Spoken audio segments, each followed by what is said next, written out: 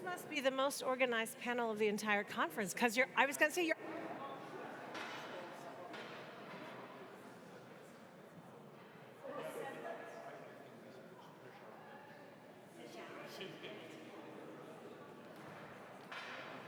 Okay.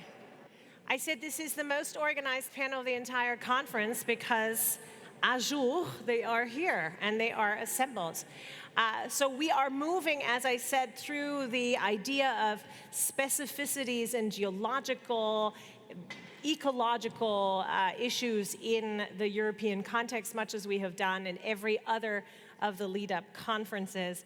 And I'm particularly curious in the EU context, of course, because in June, the EU signed the European Ocean Pact in the opening plenary of the United Nations Ocean Conference. And all of you will tell us how serious, how invested, how capable the strategy is when Ursula von der Leyen says, ocean is water, water is life.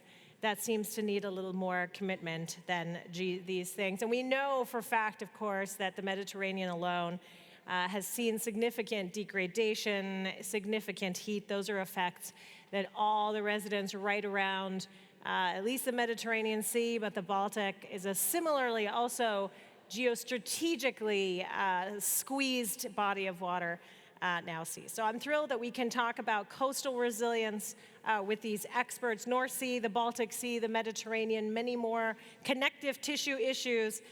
Our wonderful moderator is Kostas Papanikolas. He's the President Emeritus of the Cyprus Institute. We have Nadia Pinardi on our panel. She's a professor of physical oceanography at the University of Bologna and director for the Decade Collaborative Center for Coastal Resilience. We have Jacek Piskoczuk. Did I get that right? Good, maybe? Ooh. Vice Chair of the Committee for the Climate Crisis, the Polish Academy of Sciences. We have the Honorable George Hatzimarkos, the governor of the South Aegean Sea region, the president of the Association of Greek Regions. Welcome to you. We have Melinda with us, Melinda Martins from the WHO Youth Council. And did I miss anybody? Antonio. I must have cut this off my cards. Antonio, who's the president of the Euro-Mediterranean Center on Climate Change. So, Kostas, over to you. Thanks very much.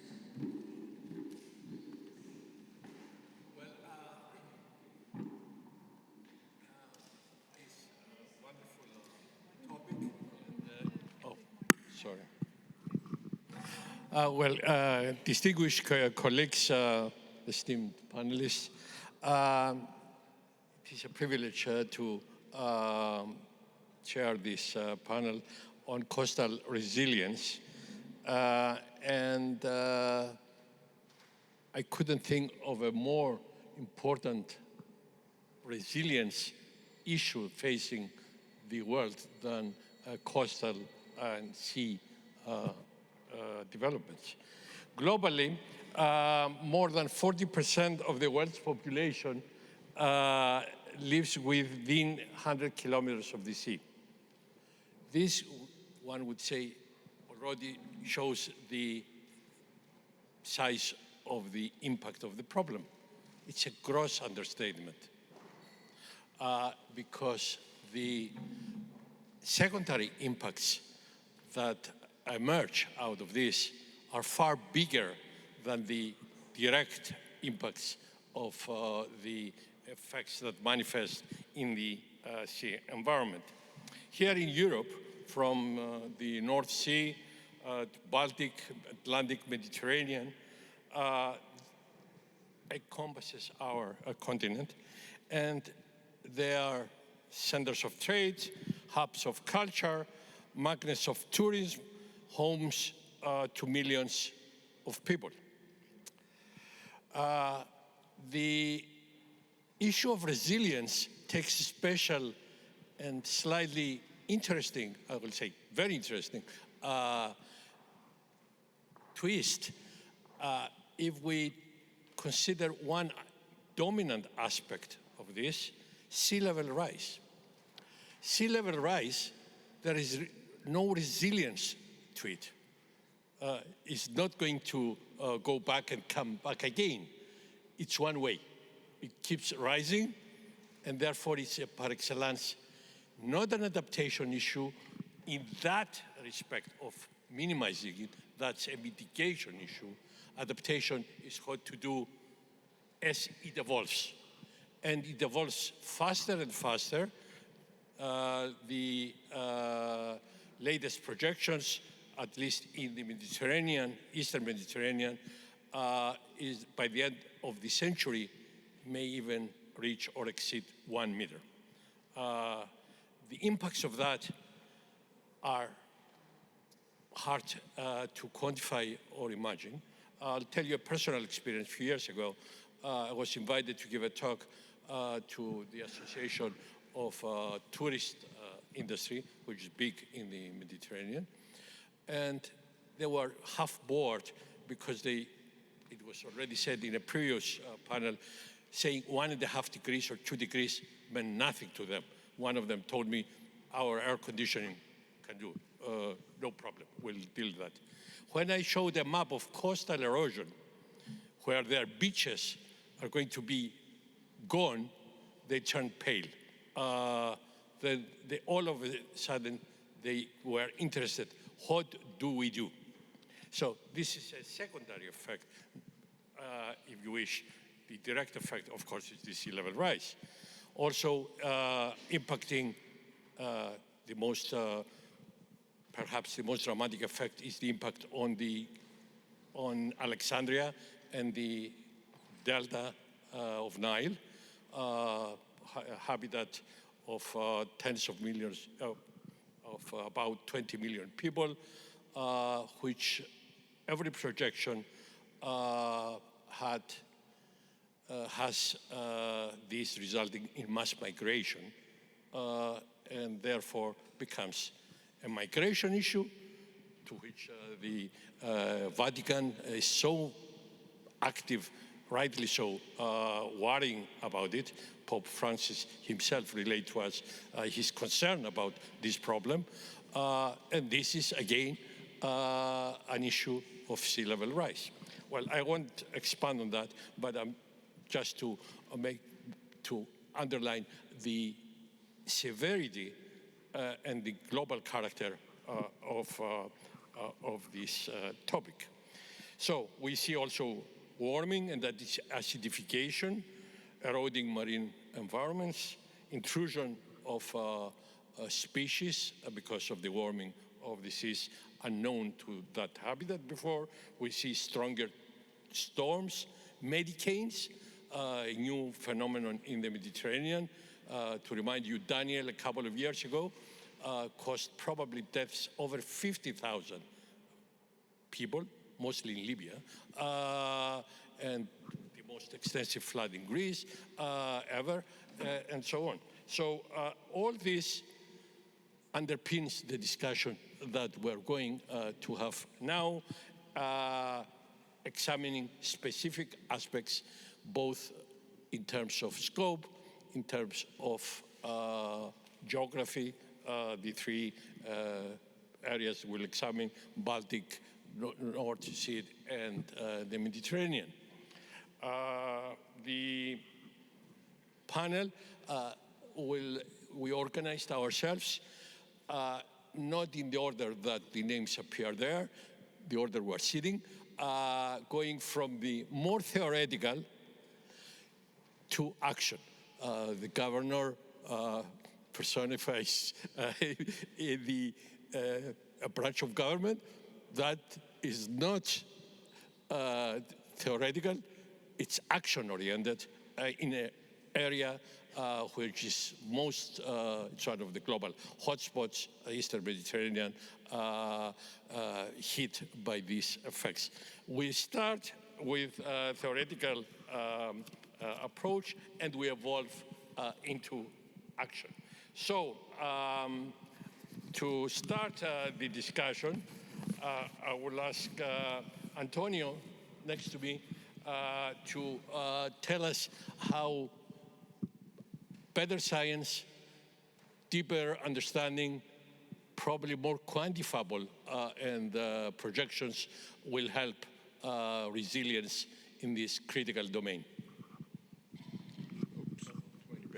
Well, thank you very much, and thank you very much for this opportunity. I'll try to be short. So what science has to do is actually written up there. It says causorum investigatio. That's my Latin is a little rusty, but basically means that we have to find the reason of things. But we have to fight by doing justi atque injusti scientia. That also means that we have to tell right from wrong. So this means that science has to be an enterprise that has a strong ethical background, or put another way, it cannot operate without an ethical component. So in this search for facts, of course, we're trying to establish, that was the basis of our involvement and work in climate change. And then we get to the Mediterranean. Of course, this is a very special region. The Mediterranean is a boundary region. It's an historic boundary, it's a demographic boundary, it's an economic boundary, it's a geographic boundary, it's also a meteorological boundary. It's at the boundary between what we call the subtropical region and the mid-latitude region. Just to make the story short, creates a situation by which in winter we're in Europe and in the summer we're in North Africa. That's the situation. The boundary moves. And that creates a Mediterranean climate we like so much. When we have the effects of climate change is to shift this boundary a little bit north. That makes summer longer and winter shorter, as an impact on precipitation that we have seen, on many cases, and it's an impact on temperature. Temperature goes up. So we have an amplification of what are the consequences of climate change. And I have to tell you, if you look at this problem on a global map, it's not much. It's not an apocalyptic change. But when you are close to a cliff, 20 centimeters make a lot of difference. So that's the situation for the Mediterranean. We have an amplified vulnerability to these changes that, of course, create changes. And I have to say that, of course, the discussion on climate change very often takes these apocalyptic tones that I think are good to focus your concentration, but sometimes tend to be short-lived. People get used to everything, get used to apocalypse too. So if we need to sustain this problem, we have to realize climate change is not a sprint race, it's a marathon. It's going to stay with us for many decades. So in the way we frame our discourse, the way we frame our policy must be resilient to the fact that we have to stay with us for the next 50 years. Politics will change many, many times in these 50 years. We have to build a discourse, a conversation that's resilient over this time, because that's the time scale of climate change. So science can help in this process. Actually, it's probably the origin of everything, because, of course, this started as scientific results in obscure laboratories and then became a geopolitical problem, and is helping by establishing facts. One of the facts is that we know is the impact on temperature is maybe mediated by complex processes. But there are facts that are much more direct. The ocean is getting more acidic because there is more carbon dioxide in the atmosphere. That's a direct effect. There is no mediation by feedbacks, processes, or complex physical process to understand. It's a direct effect. And that's what will happen to the food web and the ecosystem in the ocean as these things progress is unclear, but we have a number of ideas. So there are effects that we tend to, in a way, we don't fully understand the extent of the complexity that climate change is imposing on the Earth system. So these facts is what science is bound to do. We create facts, but facts are not enough.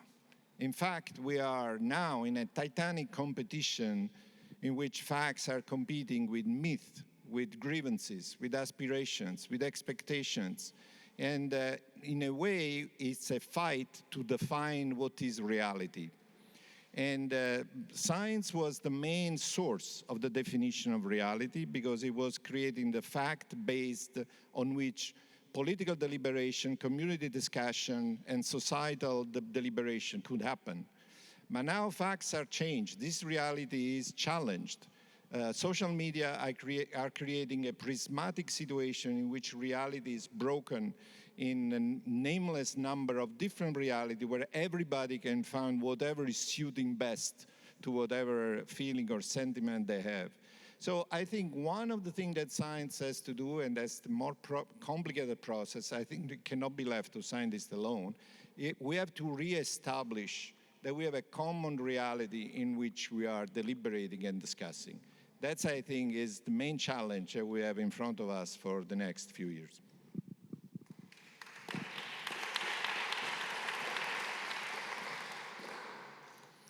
Nadia, you're at the center of the UN Ocean Decade activities. If the calendar is right, you're about half point, right? It started in 2021 and it's supposed to end 2030. So we're at midway. Could you please assess the progress done, what actions are being taken, especially, I understand, in the Mediterranean, but not only, to reduce these threats we heard about, the science that is produced, that is needed to guide this development, and all that for a safer, more resilient coastal world. Thank you very much for giving me the opportunity to explain how ocean is changing or science, oceanography is changing its approach to meet the challenges. The UN Ocean Decade that was mentioned started 5 years ago in 2021 and will end in 2030, is a major initiative of the UN to transform our knowledge of the ocean into, finally, an impactful and solution-oriented science.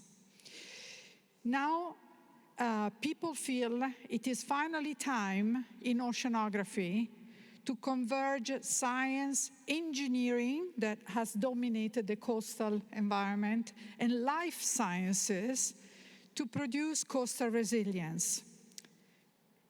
It seemed a kind of easy decision, but for an entire community of scientists, oceanographers in this case, to shift the paradigm of thinking into this direction. We are an exploratory science because the ocean is difficult to investigate, and we have to become an operational science, supporting, monitoring, continuous monitoring of the Earth's largest body water, the ocean. So we have challenges: understand and beat marine pollution. Sorry, just getting some points because I don't want to take too much time.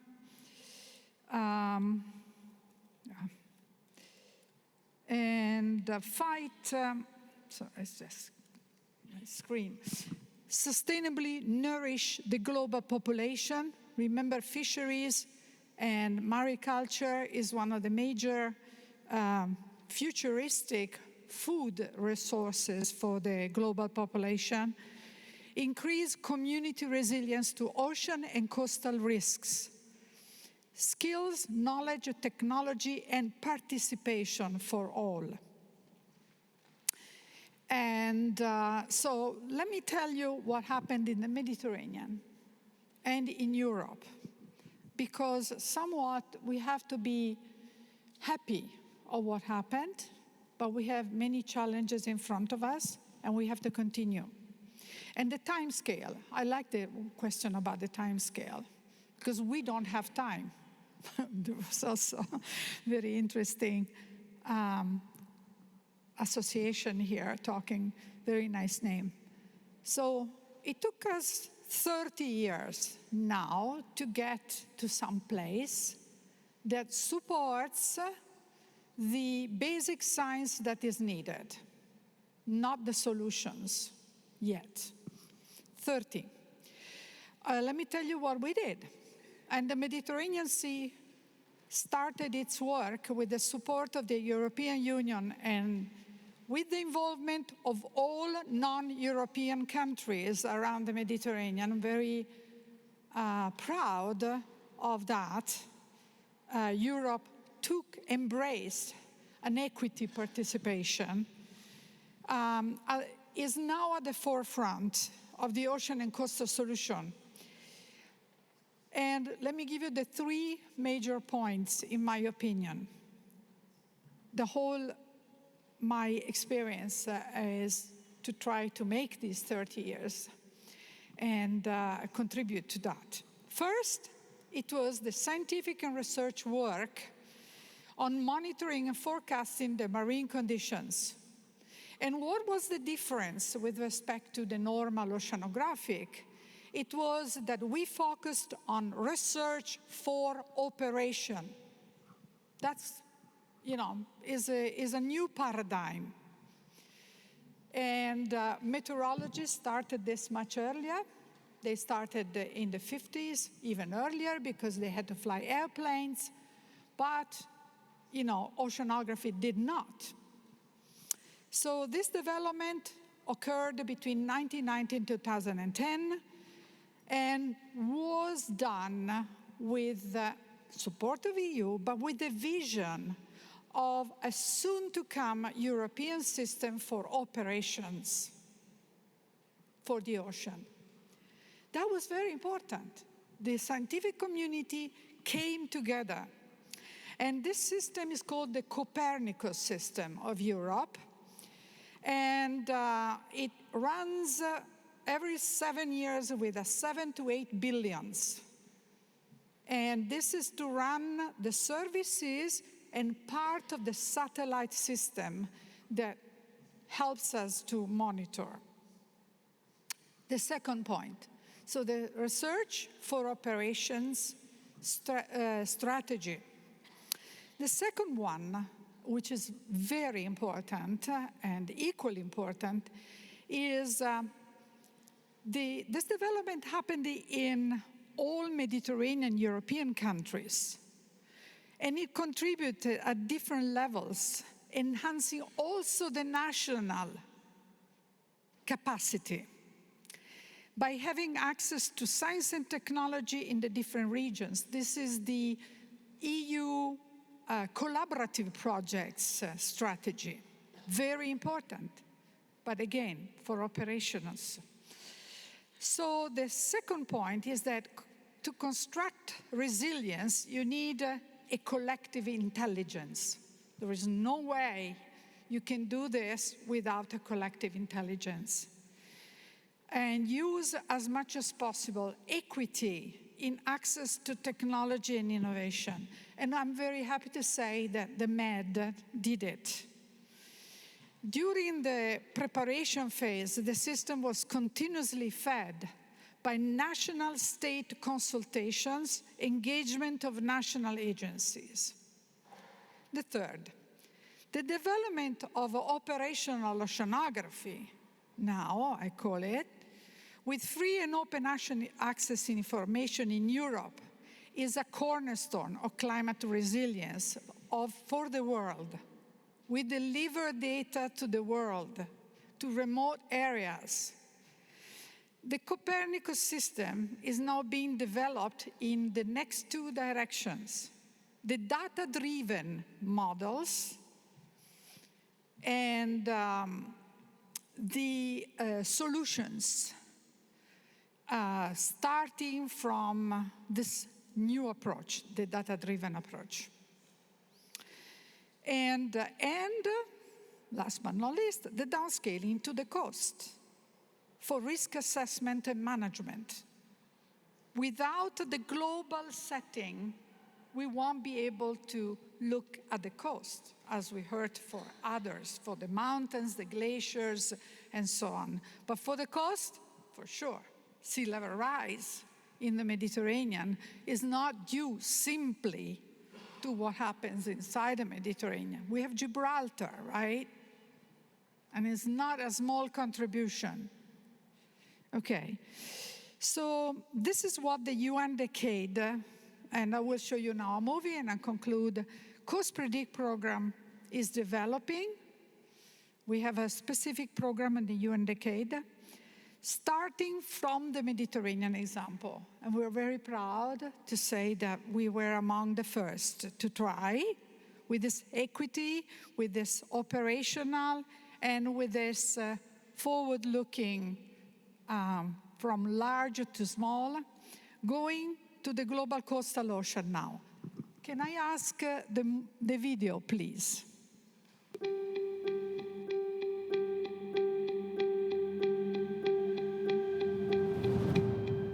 Globally, about 2 billion people live within 100 kilometers of the coast, and coasts are on the front lines of the climate crisis and other human-induced pressures.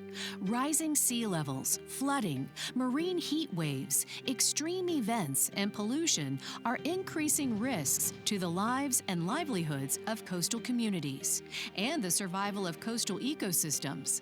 Solutions must be built with local needs at the center and be globally scalable to provide reliable tools for policymakers, managers, communities, and their economies worldwide.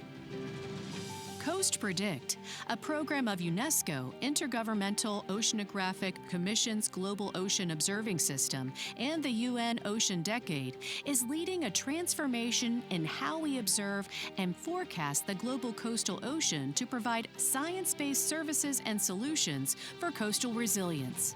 At the heart of the program is the Global Coast Network. Through the global network of over 130 pilot sites involving more than 70 countries, Coast Predict is co-developing solutions in partnership with coastal stakeholders that will directly serve community needs, from risk management to climate adaptation. Coast Predict solutions integrate cost-effective sensors, satellites, cloud platforms, and AI-driven digital twins to deliver accurate, accessible, and actionable coastal predictions, multi-hazard early warning systems, and planning and visualization tools, even in regions that are currently data scarce. By combining scientific excellence with innovation, citizen science, and trusted public-private partnerships, Coast Predict is closing critical data and knowledge gaps and delivering tailored, region-ready solutions. From local to global, Coast Predict is building the knowledge and services needed to ensure resilient coastal communities, now and for the future.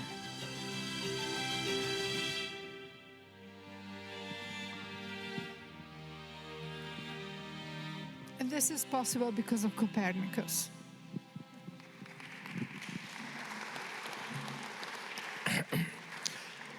Thank you very much. Jacek, let's go north.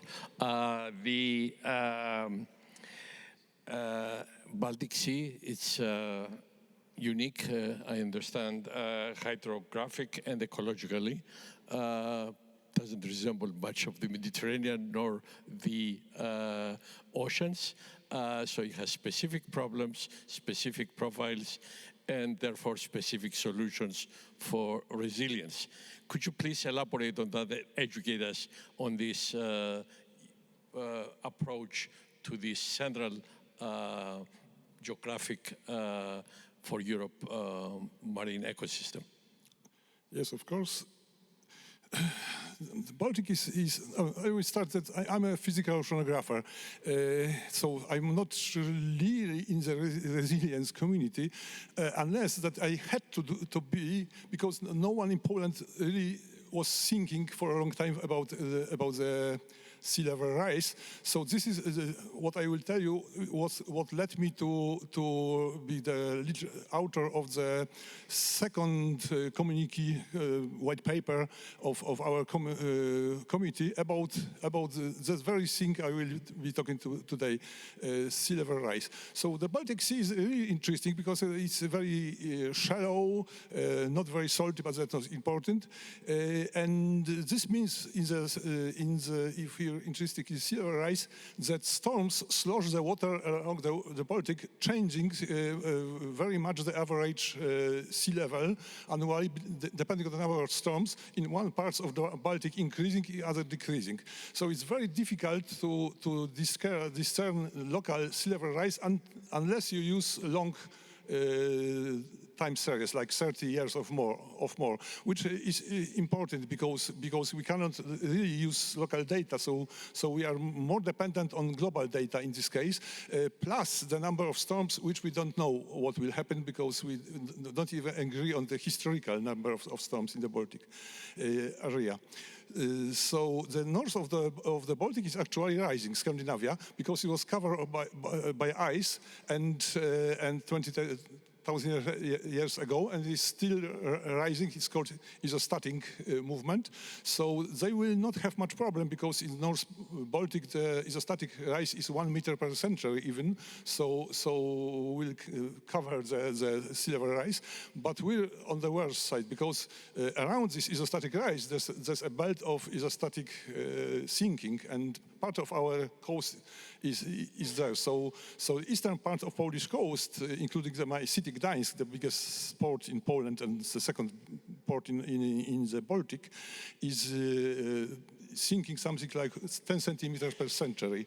And the delta of the Vistula River, our biggest river, is sinking even faster, maybe even 20 centimeters. So we have to add that to global sea level rise. And what are we doing?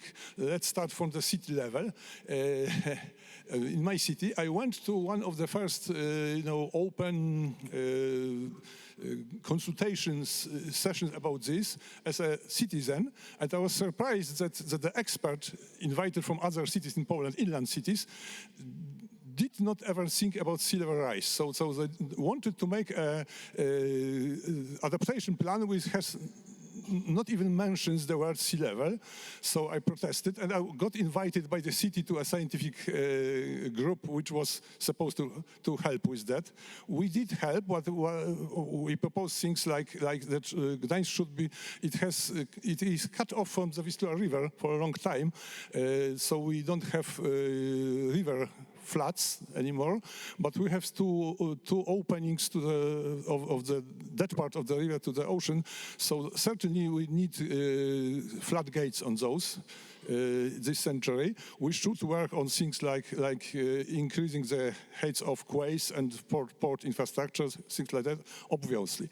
But there's a problem because all those things I mentioned in Poland by law are not the matter of state, not city, but of state. We have maritime offices, one for east, one for west Poland, and those are the ones who should do that, and they are obliged to follow the national adaptation plan, which we have, not as good as Germany and Denmark, which has similar problems, and they recently updated them when they say what should be made safe and how, and what can we let go.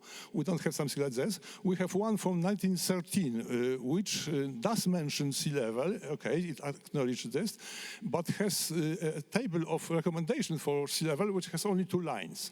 One of them is observe and monitor, which means delay, and the other one says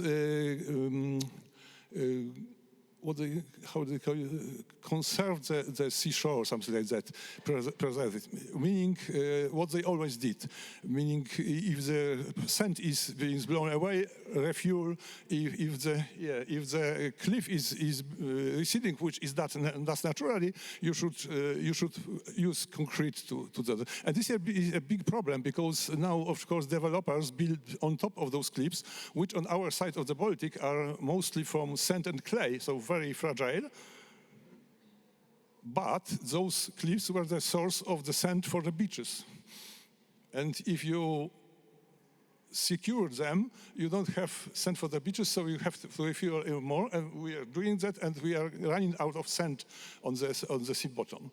So that is a situation. And there was one more positive conclusion, but was hidden in the text, that the port infrastructure should be adjusted to sea level rise, meaning the quays should be raised. But the problem is no one does that.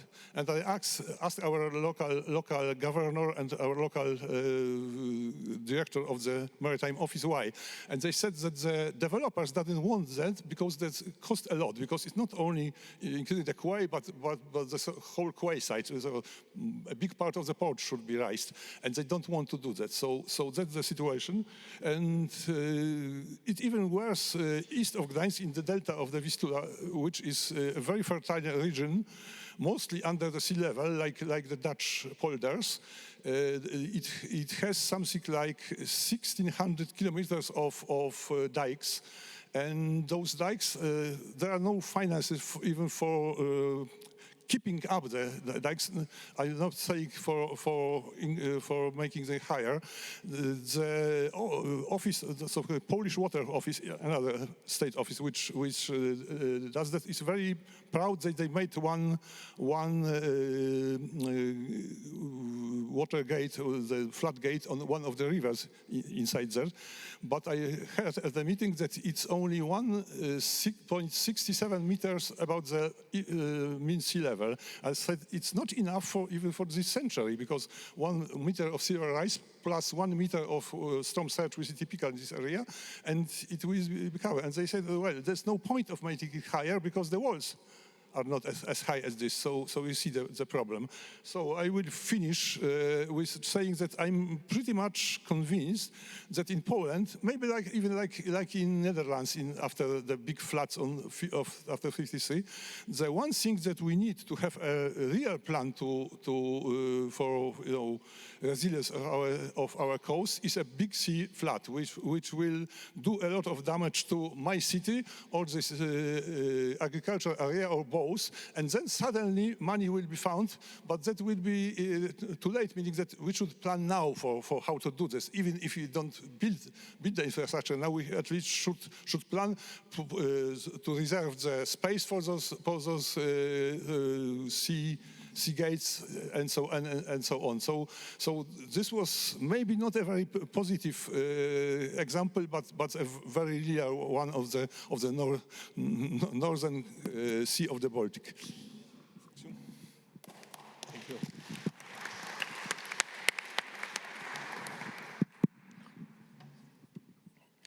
Belinda, you represent on this panel the future, the youth, and the early career professionals that we look forward to correcting whatever we did wrong in our generation.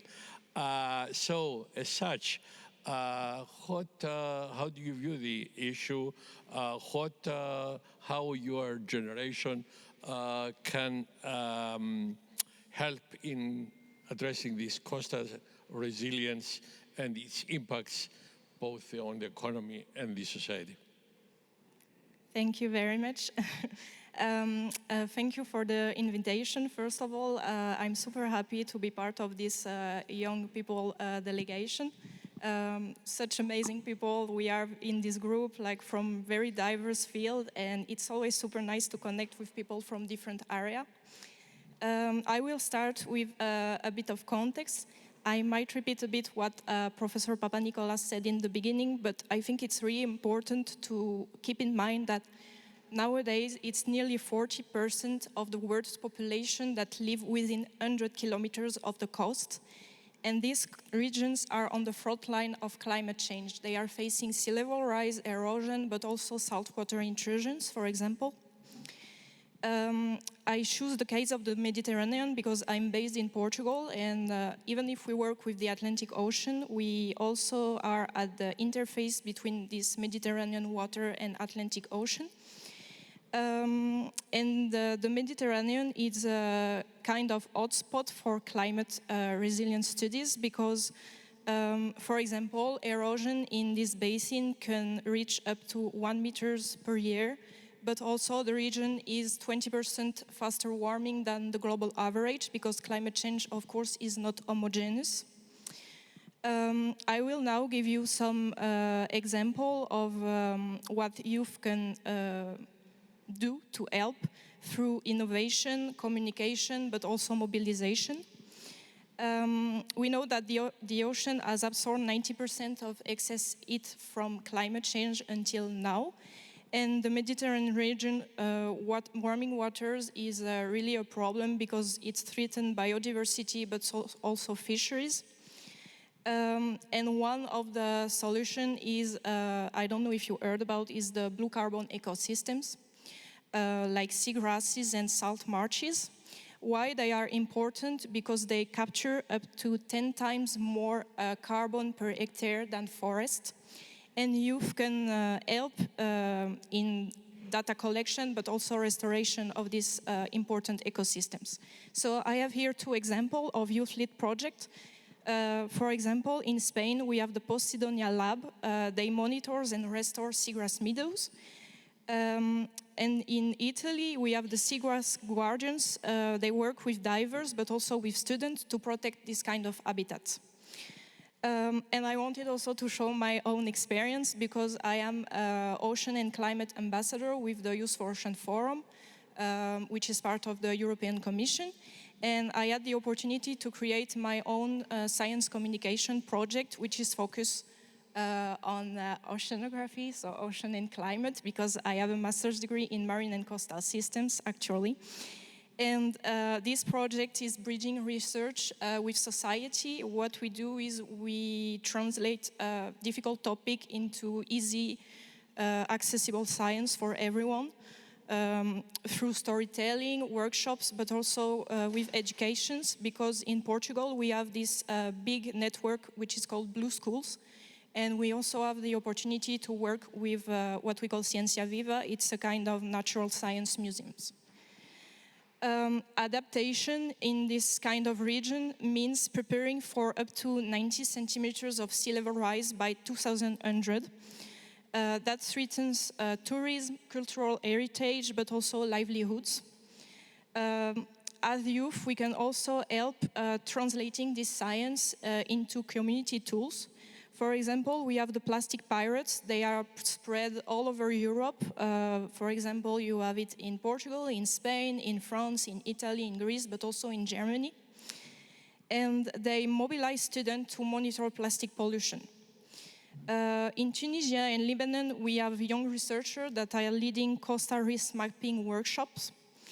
And I am myself a member of the Youth Scientific Advisory Board member from the Youth and Environment Europe. So it's a scientific advisory board only composed of youth.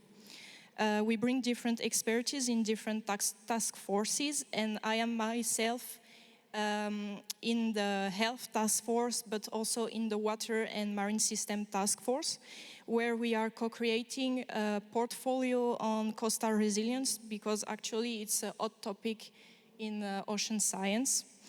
This portfolio will include vulnerability mapping all over Europe with partnership with various institutions, but also through citizen science, educational workshop, and also science policy dialogues. This ensures adaptation strategies are evidence-based, but also youth-informed. But resilience isn't just technical, it's social and systematic. So through YEE, we also contribute to health on chemical pollution and human health. We try to connect coastal resilience to public health, working with other institutions to bring youth perspective into decision-making.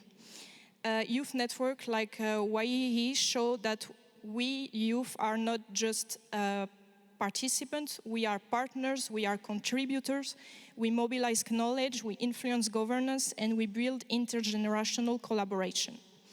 So to answer the question, how do we youth and young professionals contribute to coastal resilience?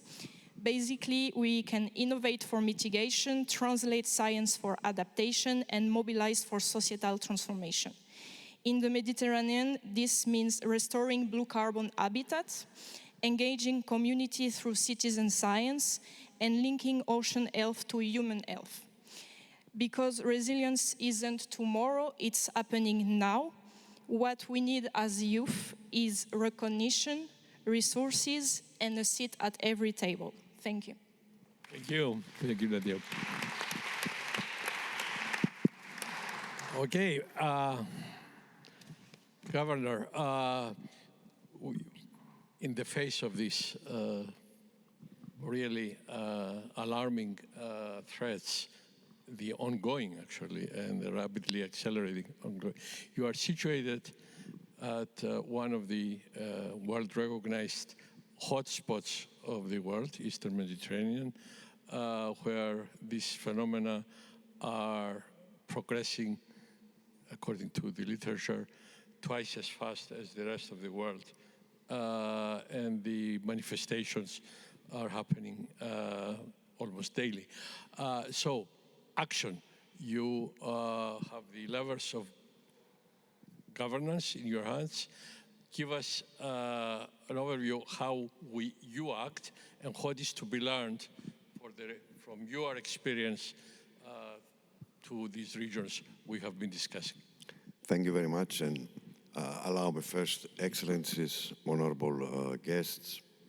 It is a great honor to be here, and I'd like to express my gratitude to the Pontifical Academies of Science and of Social Sciences for giving us also the opportunity to be here with you and discuss such an interesting topic.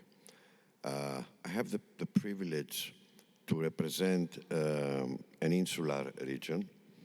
It's 50 inhabited islands, 650 islets at the Aegean Sea, where our economy is a strong economy. The islands are doing good because tourism is doing good. So places with nice nature, diversity, cultural heritage, now live in a good financial environment. So 93.1% of all local GDP is directly or indirectly depending on tourism. So we all understand now, the challenges. The fact that we are doing good now is not something that can lead us to a conclusion that, okay, everything is okay, so we can still move on doing things the way we do it so far. So climate change is an issue, not as a future threat, but for people living in islands, it's a living, it's everyday life, because from wildfires to the rising of the sea, storms, all the threats from the climate crisis, cause a big threat to livelihoods, and heritage and natural environment. So the decision to start working on that, I think, was a do-or-die decision for everybody living on the islands. Well, it was a bit, scary when you say that you will take big initiatives in small places. It looks very ambitious, and it seems to most of the people that it's even more ambitious than it should be.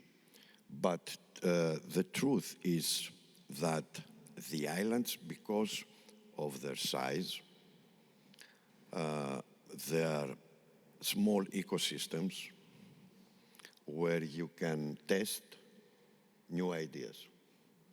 So we treated our islands, some of our islands, as laboratories for testing new ideas. And I will give you three flagship, what we call them, flagship projects that we run in our region.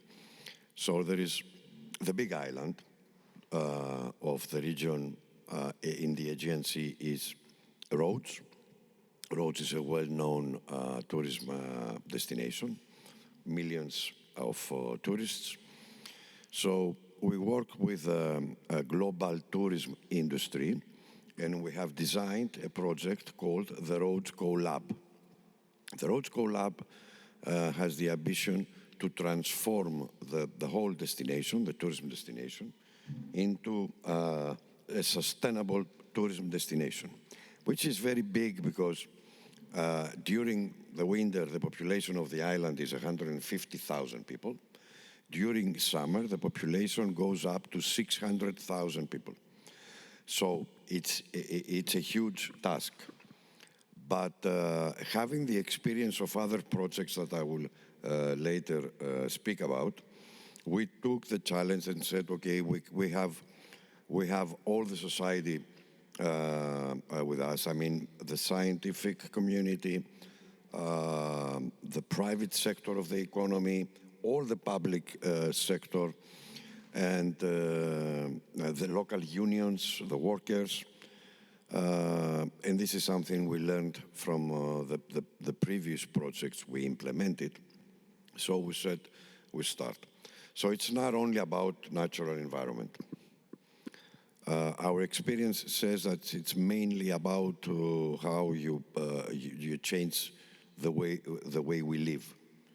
And this is the hardest, the most difficult task, because I hear a lot of discussions about infrastructure. Okay, infrastructure is critical. Nobody says no. And budget is more than welcome. As big as it is, even more welcome. But it's not only about infrastructure. The main issue and the most difficult task is to change the way we work. So what are we trying to do in Rhodes? We're building now 7 badges for sustainability. It's not only about the hotels. We all know that other badges in hotels, in tourism industry about sustainability. We're building now our own badge for restaurant, for coffee shops, for commercial shops, for taxi drivers, for all the professions. And it's going to be presented in 2 months from now. Rhodes is about, the Rhodes CoLab is about protecting cultural heritage. It's about upscaling the skills of all the workers and all people living in the community, protecting biodiversity. So it's an holistic project. So we started from a very small island. It's another project we did. It's called Chalki. Chalki is an island of 500 people. What we tried to do there, and we succeeded, was to make Chalki a zero carbon footprint island. So we organized the local community. A very big energy community is working there. And the island produces all the energy, more of the energy they need from renewable sources. Then we moved to Tilos, and this is a project that I think we're most proud of. Tilos is an island of 800 people during the winter. During the summer, it might go up around 4,000 people. So what we did there, we closed the landfill where they dumped all the garbage. We closed it. And we eliminated all the garbage bins from the streets. So we built a new type of collecting garbage and treating garbage. The goal was to build the first zero waste island in the world, and we succeeded that after 2 years of work. Thank you so much. So now we're 3.5 years after the project was implemented. We bury 0 kilos on the land. There is no landfill on that island. And we have reached 92%. 92%. It's recycling and reusing. It's 3% composting, 4%, and something like 4% goes to the mainland just to be burned in the blast furnaces of the cement industry. So 0 for 3.5 years, no landfill on an island, no garbage bins, 0 kilos have been buried in the land. So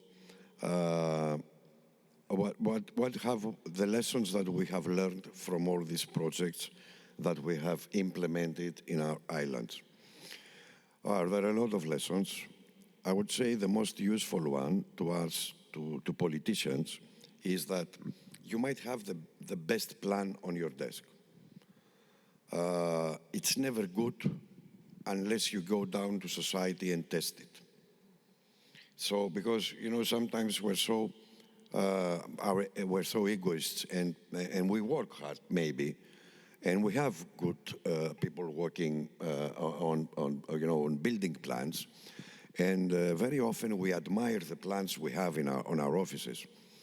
And when we finish the plans, we believe that we have the perfect plan and we can implement it and have the best results.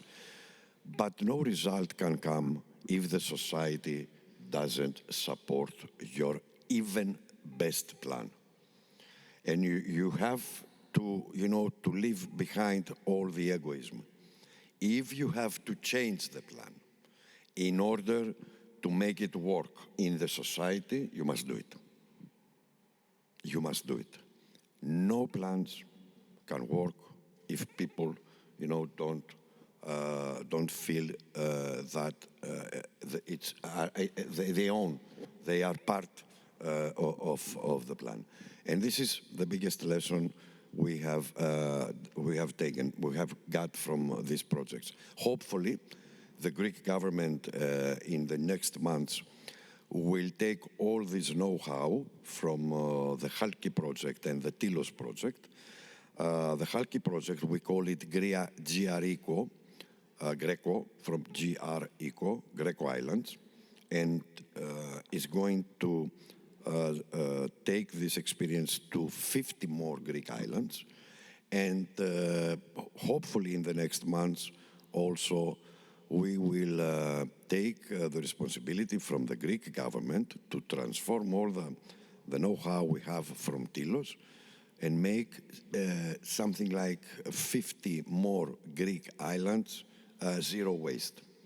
So if these tiny places, very tiny places, very tiny islands, if Chalki can manage to have clean energy, if Tilos can manage to be a zero waste island, then Europe can absolutely I'm certain that can deliver a resilient future to the European citizens.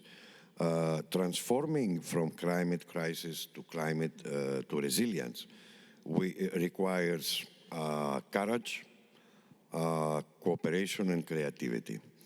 And I think that these small places, these small communities and these small islands have proved that if you work close to people, you can bring down the results that we need in the future. Thank you so much.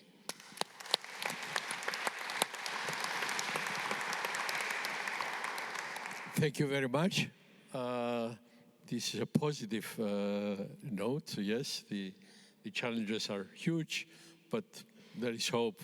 We can, we retain your message, which is well known in military circles, that military plans collapse the first day of the battle when they are put to test. Probably the plans for resilience, this is your message, have to be adapted after they are implemented. So we have 4 more minutes according to the schedule.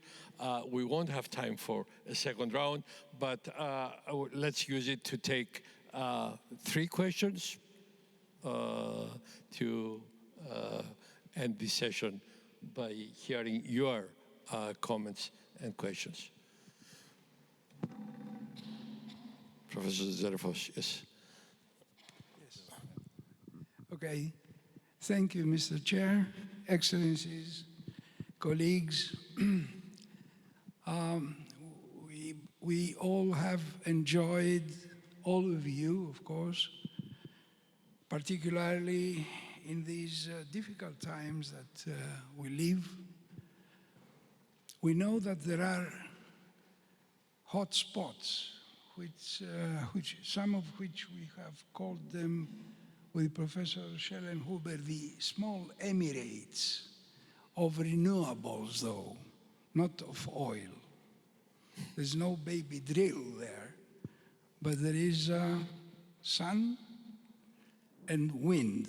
And Your Excellency, Governor, what you have done, it was something that we have been wishing and talking, and in fact, we had a joint project with Professor Schellenhuber and other eminent colleagues from Europe and the US and elsewhere, showing that renewable energy can fulfill the expectations of the Paris Agreement until 2030, which is very important.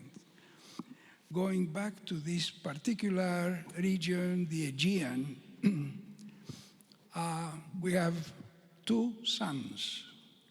One sun brings 500 watts per square meter energy, and the other, not the sun, the wind, brings another 500. So we have double the renewable capacity. And there are many other areas in the West, in Italy, in France.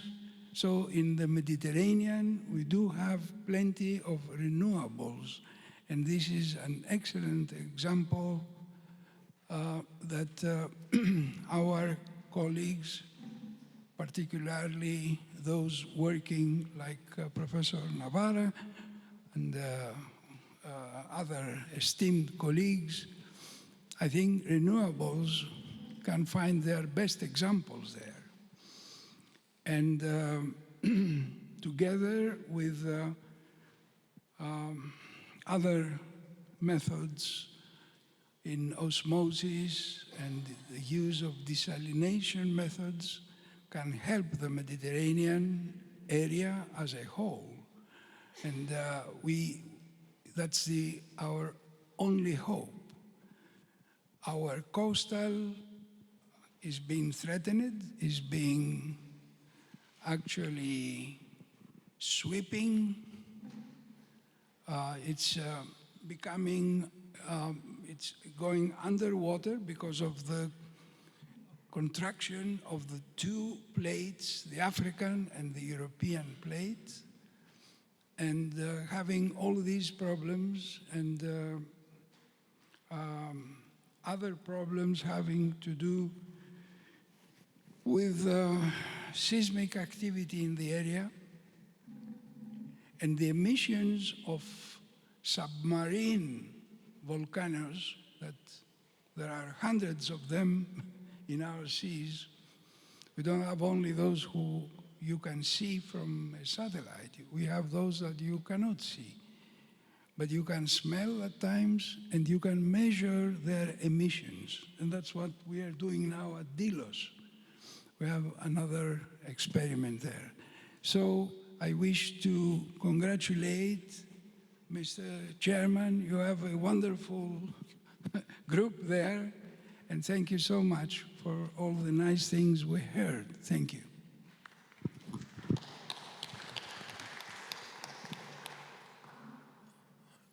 I hear a question here. There are two there. Thank you very much for the very interesting different aspects concerning the ocean. I myself come from the northern sea, the island of Sylt in northern Germany, so my heart is somewhere there too.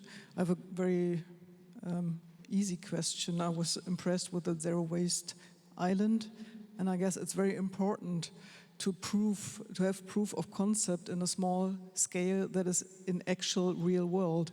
And this is a proof of concept in the real world. And you said that the results will be published or presented to the public next month. Is there anything like an internet address, anything else where it can get concrete so we can present it to our waste companies we have.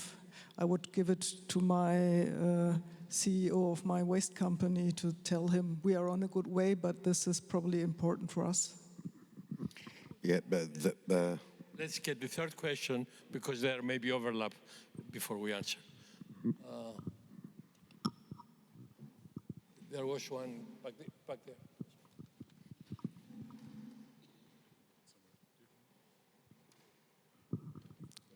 Can I ask what you think the role of geoengineering is in terms of coastal management in a more intensive way? A lot of our conversations seem to be rooted in preservation, but when we look at the scale of the challenge that we're facing, are we going to have to take a more of a geoengineering perspective on this? And what would that mean to do that in terms of reinforcing the coastal lines and then building new economic models to drive that geoengineering approach to the coast of Europe? Okay, thank you very much. A very, very big question. Let's start with the well-defined... the zero waste program. What we did in this tiny island, of course, is not something that we can copy to any other place. So we have breakdown now all the process and have the cost of each step of it.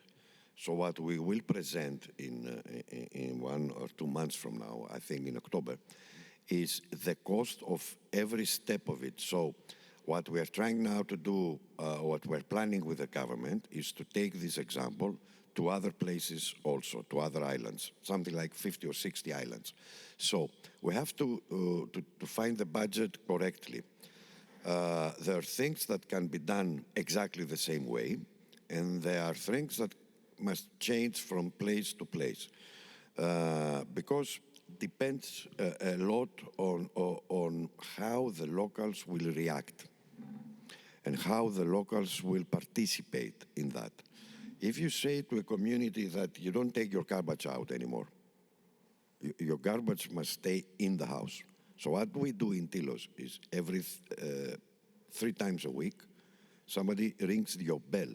You're not allowed to take anything out of the house. Somebody rings the bell and says, hello, good morning, we came from the garbage. That's expensive. That's expensive, okay? But this is what we are doing now. Break down all the costs, all the expenses, and see how we can implement that in larger scale. For businesses, we go twice daily, 2 times a day. Also not allowed to take anything out of the shops. So that's twice a day. So we're breaking down now all the costs. We know exactly what everything costs, and we plan for 50 islands more, making adaptation from place to place. The question also asks where one can find details of the information. We will provide you all the details and all the URLs. Is it on the website of the region? Yeah. Yes. Okay. Thank you. And about the geoengineering, it's usually defined as large-scale human interference with climate systems. So it's rather mitigation than adaptation. So I don't think it's relevant here unless you want to do something like green up the Sahara or something. Okay. Yeah. No, well, I assume that if you're talking about geoengineering, you're thinking about global geoengineering. Now, that has enormous governance problems. And on top of that, we're already running an unintended experiments with our planet by increasing carbon dioxide. I would not want to make another one and see what happens. So I think geoengineering at that level, I think, has a severe problem. But as I said, the major problem are the governance and of the system, and we can elaborate. I have no time on that, but that's a really serious problem.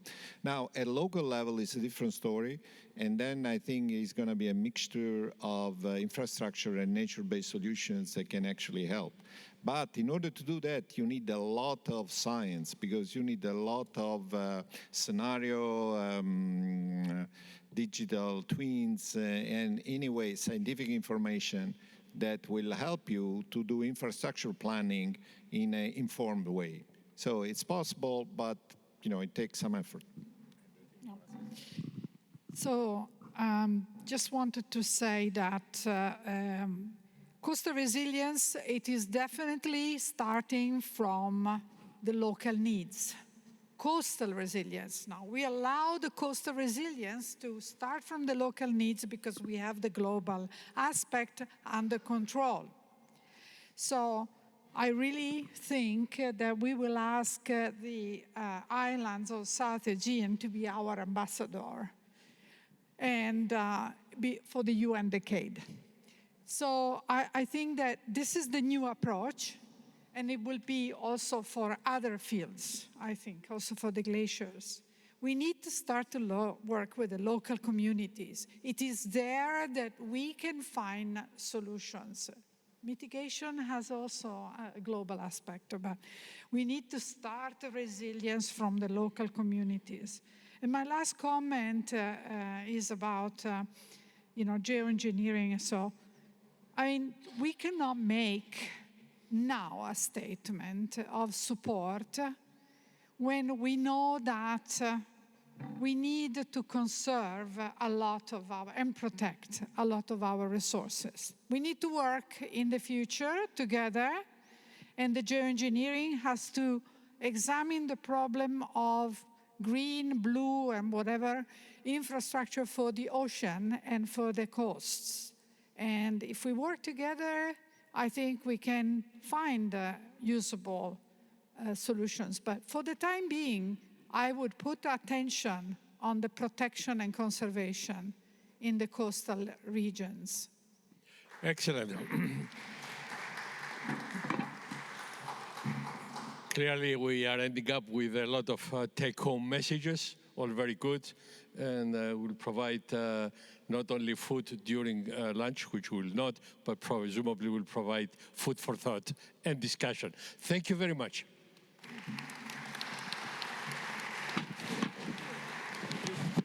But don't run straight off to lunch yet, because we have one more panel, and plus they're not ready yet downstairs. So thank you, Kostas. Thank you.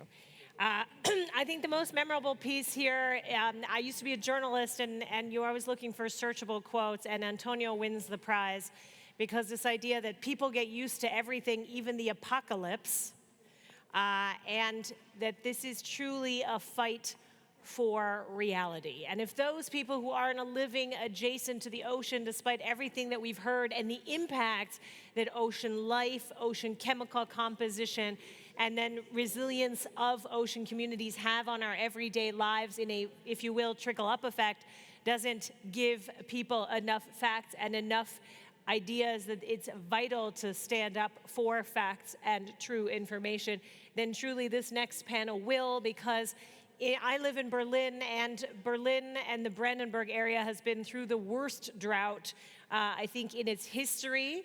I cannot turn on local television without a farmer holding up, something akin to images I used to see in the 80s from parts of Africa.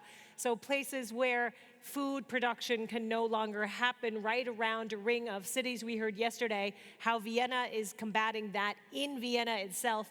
So this next panel is going to look at something we touched upon in our discussions yesterday, in our breakout sessions in our Viennese cafe: land use, water, agriculture, food systems, bioeconomy in our cities, and of course without. I think in the supermarket is one of the ways in which we can make very clear to people how our systems are changing, what availability does to our diversity of what we can get, and frankly, what we can feed our children. So please join me in welcoming to the stage our moderator, Cecilia Tortayada, from the Pontifical Academy of Sciences, the University of Glasgow and Singapore. And then, little by little, our panelists as well: Maximo Torero Cullen, the Chief Economist of Food and Agriculture Organization of the FAO at the UN; Jaime Flores Cabeza, the Deputy Director of the Canal de Isabel II Center, who's online. There he is. Here's our colleague from the FAO. Vera E. Roy, the climate change researcher at Scotland's Rural College. Julia Weatherhog, oh good, they're all lined up here, Program Manager at the Adaptation Division of the UNFCCC, Hinda, who we heard from yesterday, Sahir from the Youth Council. She is the Act for Food representative. And then finally, Louise Vetz from the Netherlands Institute of Ecology. So please join me in welcoming this panel. Our last discussion before lunch, which we then will have likely earned and may be treasuring all the more so.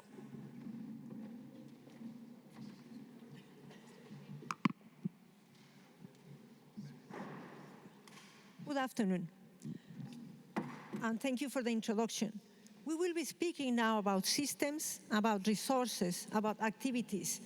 This is a panel about food systems on which all type of life depends on, resources as important as water, activities that are essential as agriculture, land use, bioeconomy, and this within the context of mitigation, adaptation, and societal transformation. What type of societal transformation do we need?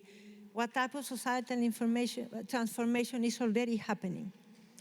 Our panel members that are sitting here with me, they will be speaking for a maximum of 8 minutes so that there is more interaction with all of you.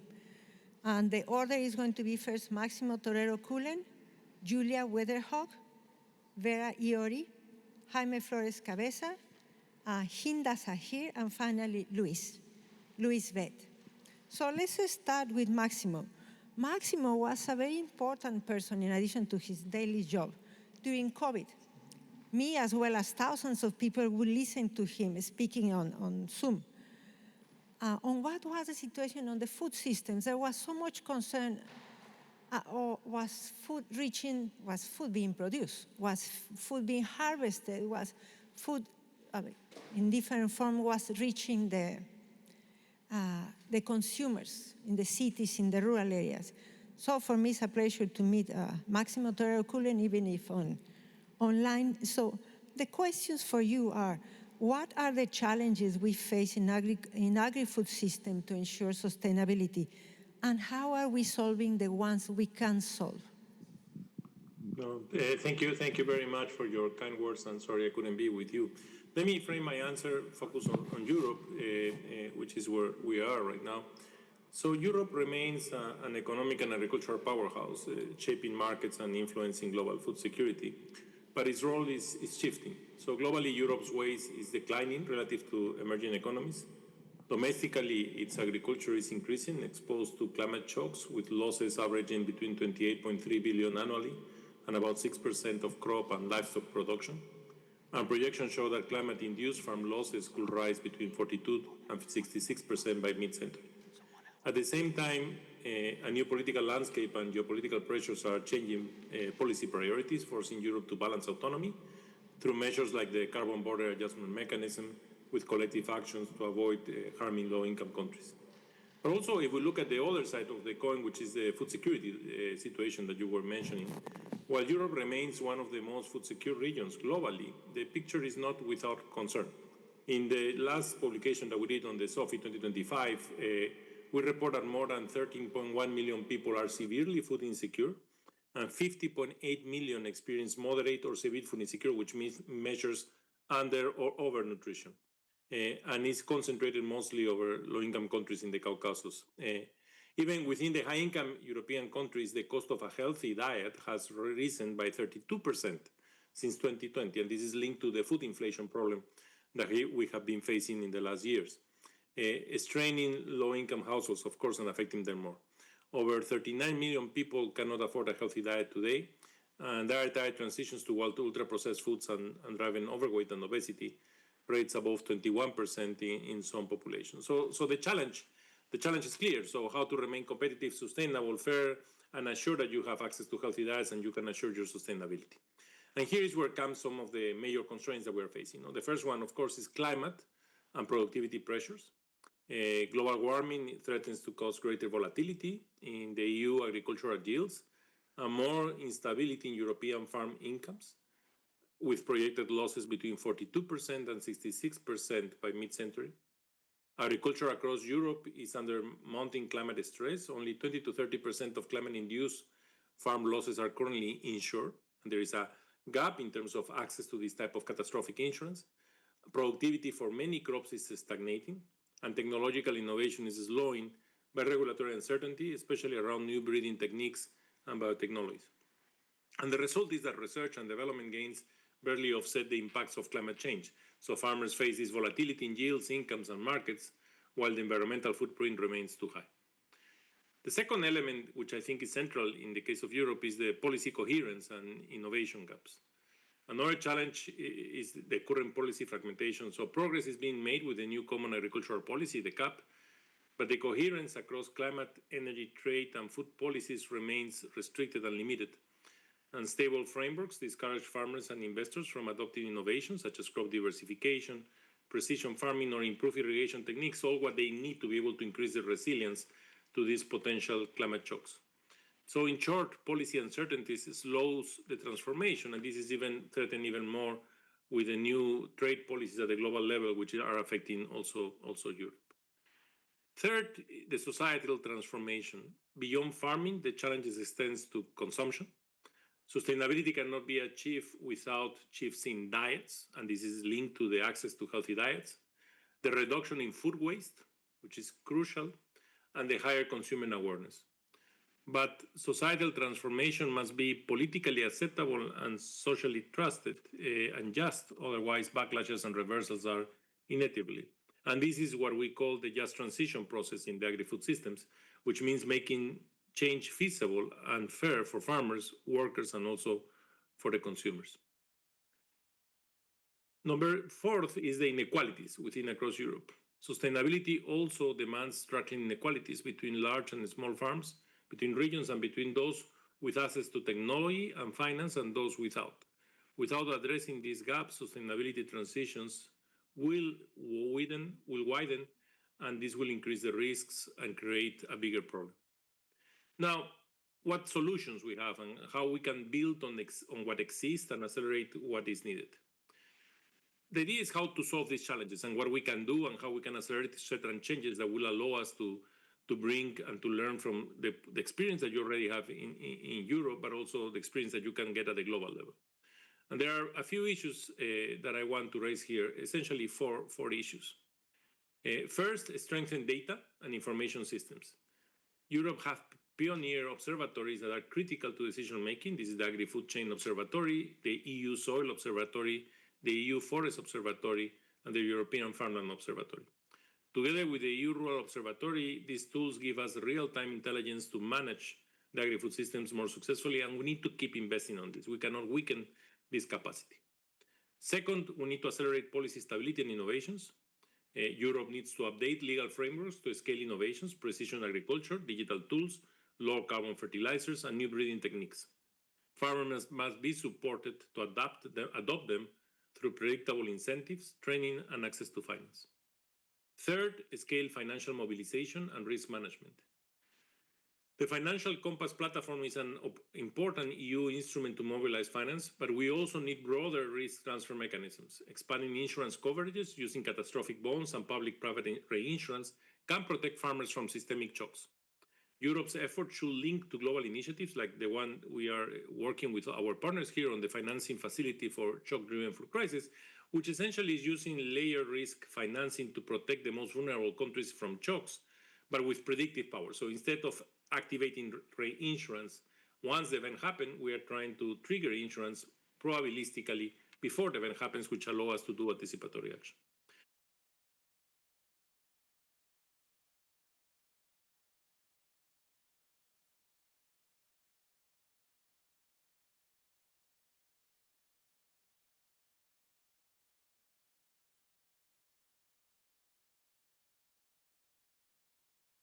Lessons at national strategies. For example, in Denmark, the Green Tripartite Agreement is historic, the world's first CO2 equivalent tax on agriculture, covering methane from livestock and nitrogen from fertilizers.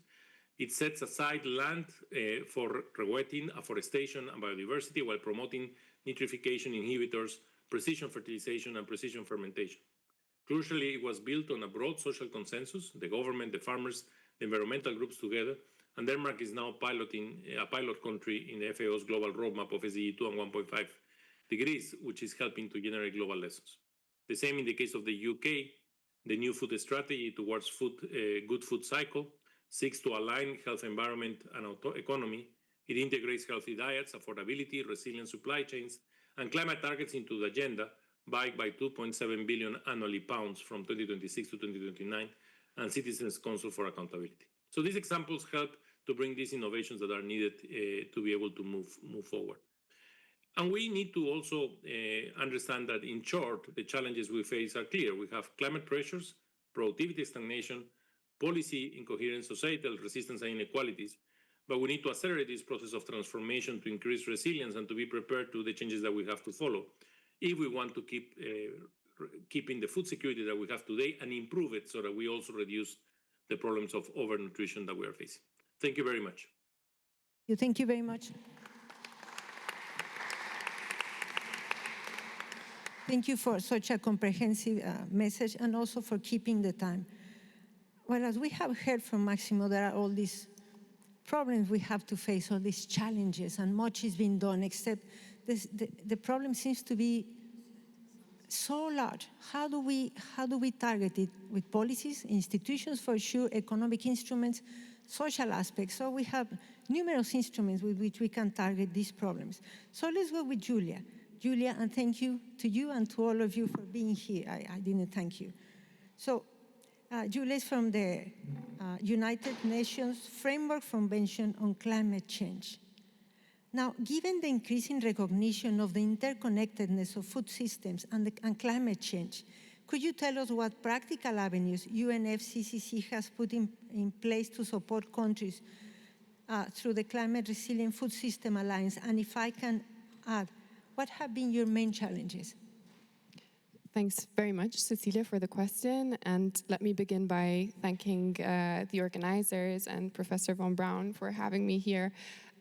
It's been a pleasure. These 2 days have been a steep learning curve for me, where I have absorbed a lot of different information. So before I address your question, Cecilia, I just want to check in with the audience. Does everyone know what the Secretariat does, the UNFCCC Secretariat does?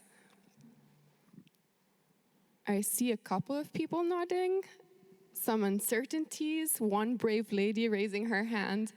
I'm just checking in, Cecilia, because basically I've been working with the UN for 12 years now, and I have an Italian mom, and every time I go back home, she finds an excuse to ask me, but what actually is your job about? So she doesn't ask me directly, she finds the softer way of saying this. And I take my time, and basically I break it down for her, and I say, you know, the Secretariat is not an implementing agency. We don't run projects ourselves. We coordinate different partners, different stakeholders. We try to bring consensus among parties and governments. And then usually what happens is a little bit later, I can hear her down the corridor speak on the phone with one of her friends. And the conversation starts more or less like this. So do you know Greta Thunberg? And I'm like, oh no. So this is just to explain that then she continues to misconstrue what I do. So I'll try to break it down in a much more easy and straightforward way today. Try my best. So why is agriculture important for the Secretariat? Why is climate change and agriculture such a hot topic nowadays? Can anyone venture an answer? I'll take wild guesses, but they have to be very short and concise. And I would really like to hear from the youth reps as well. Don't be shy. Oh, please, yes. Because basically now we are seeing like the environmental impact and also changing an environmental pattern, and we are seeing it like daily, in which we have to act and act as soon as possible.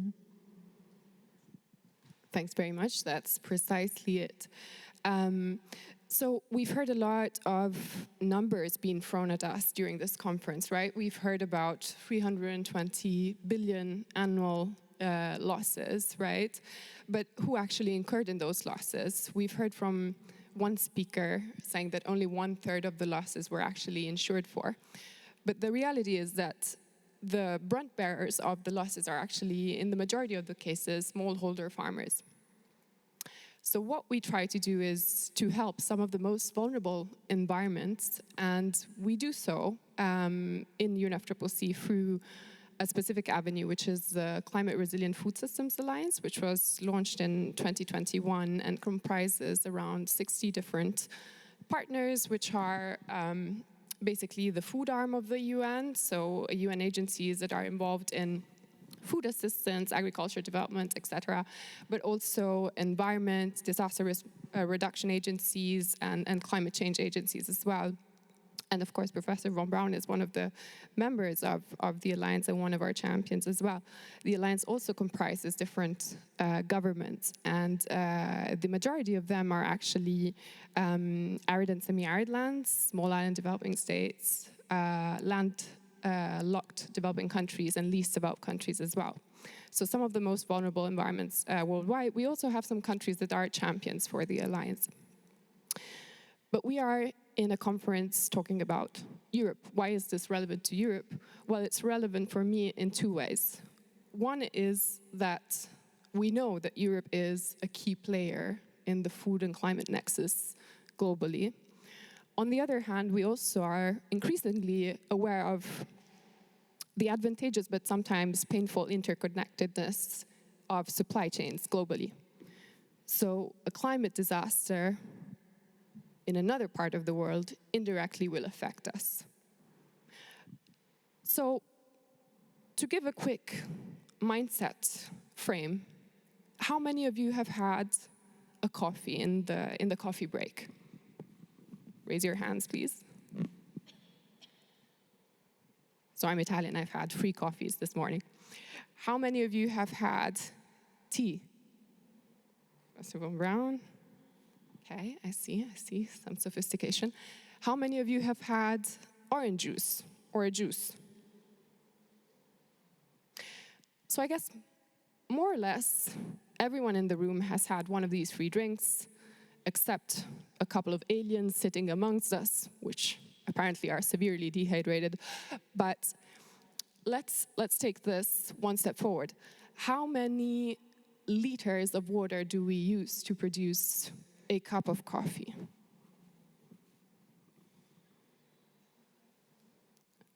I'm going to throw some of you under the spotlight because I think we're all having a calorie deficit, but I see the Mayor of Cologne. Wild guess, how many liters to produce a cup of coffee? I have no idea. Is this a quiz? Do you make a quiz with us? Sorry? Do you make a quiz with us? Yes. Throw a guess.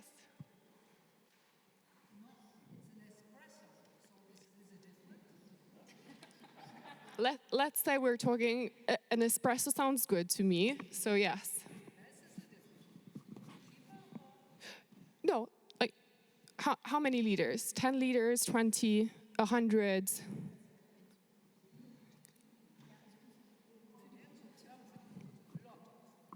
A lot.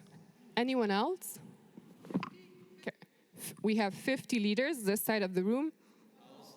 1,000, okay. Slightly more. How many? 100, we're getting close. So 1 cup of coffee is 120 liters. And that's because you need that that amount of liters to actually grow the crops and harvest them. And for a cup of tea, it's more or less 30. For a cup of, or a glass of orange juice, it's 117 liters, right? So this is all to say that resource scarcity is affecting us, but it's affecting more severely populations that are in different environments, in the most vulnerable ones. So what do we do in the Climate Resilient Food Systems Alliance is fourfold.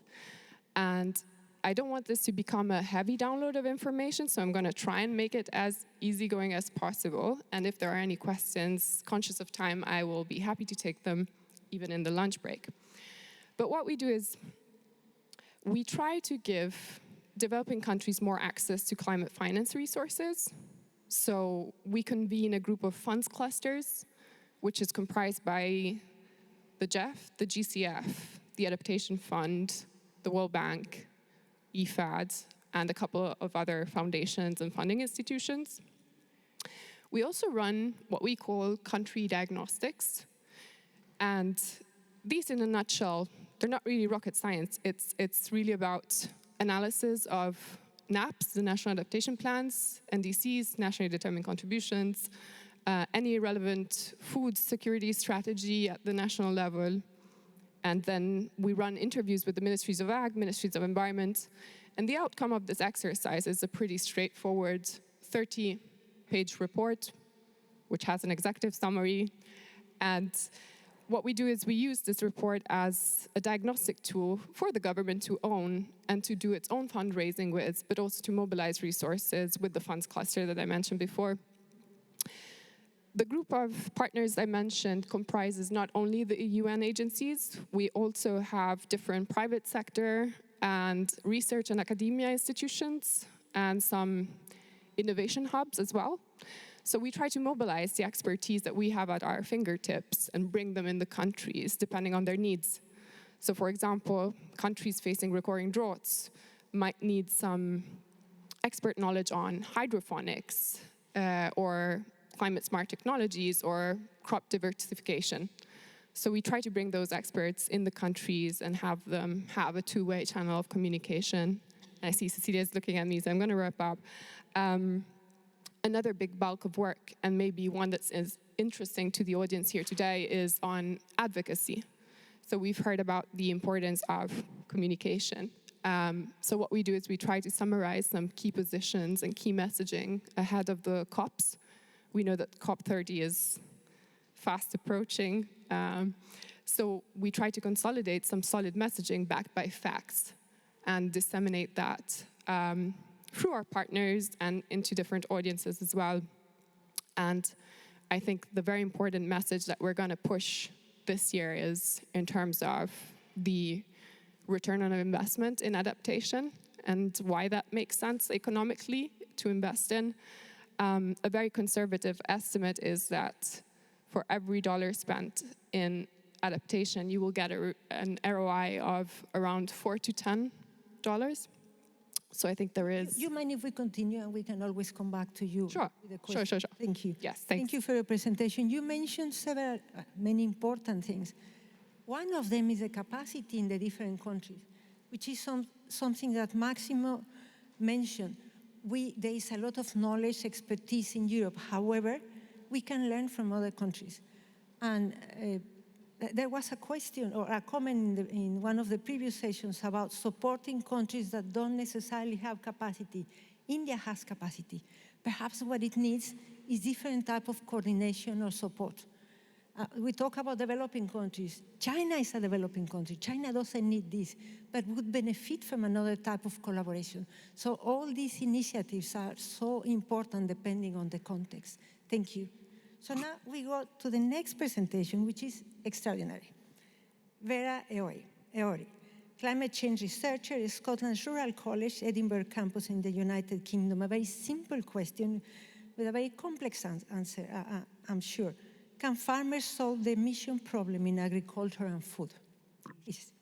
Thank you very much, Cecilia. Thank you for the organizers for inviting me to contribute to this two-day event, a dialogue between so many stakeholders and on so many topics.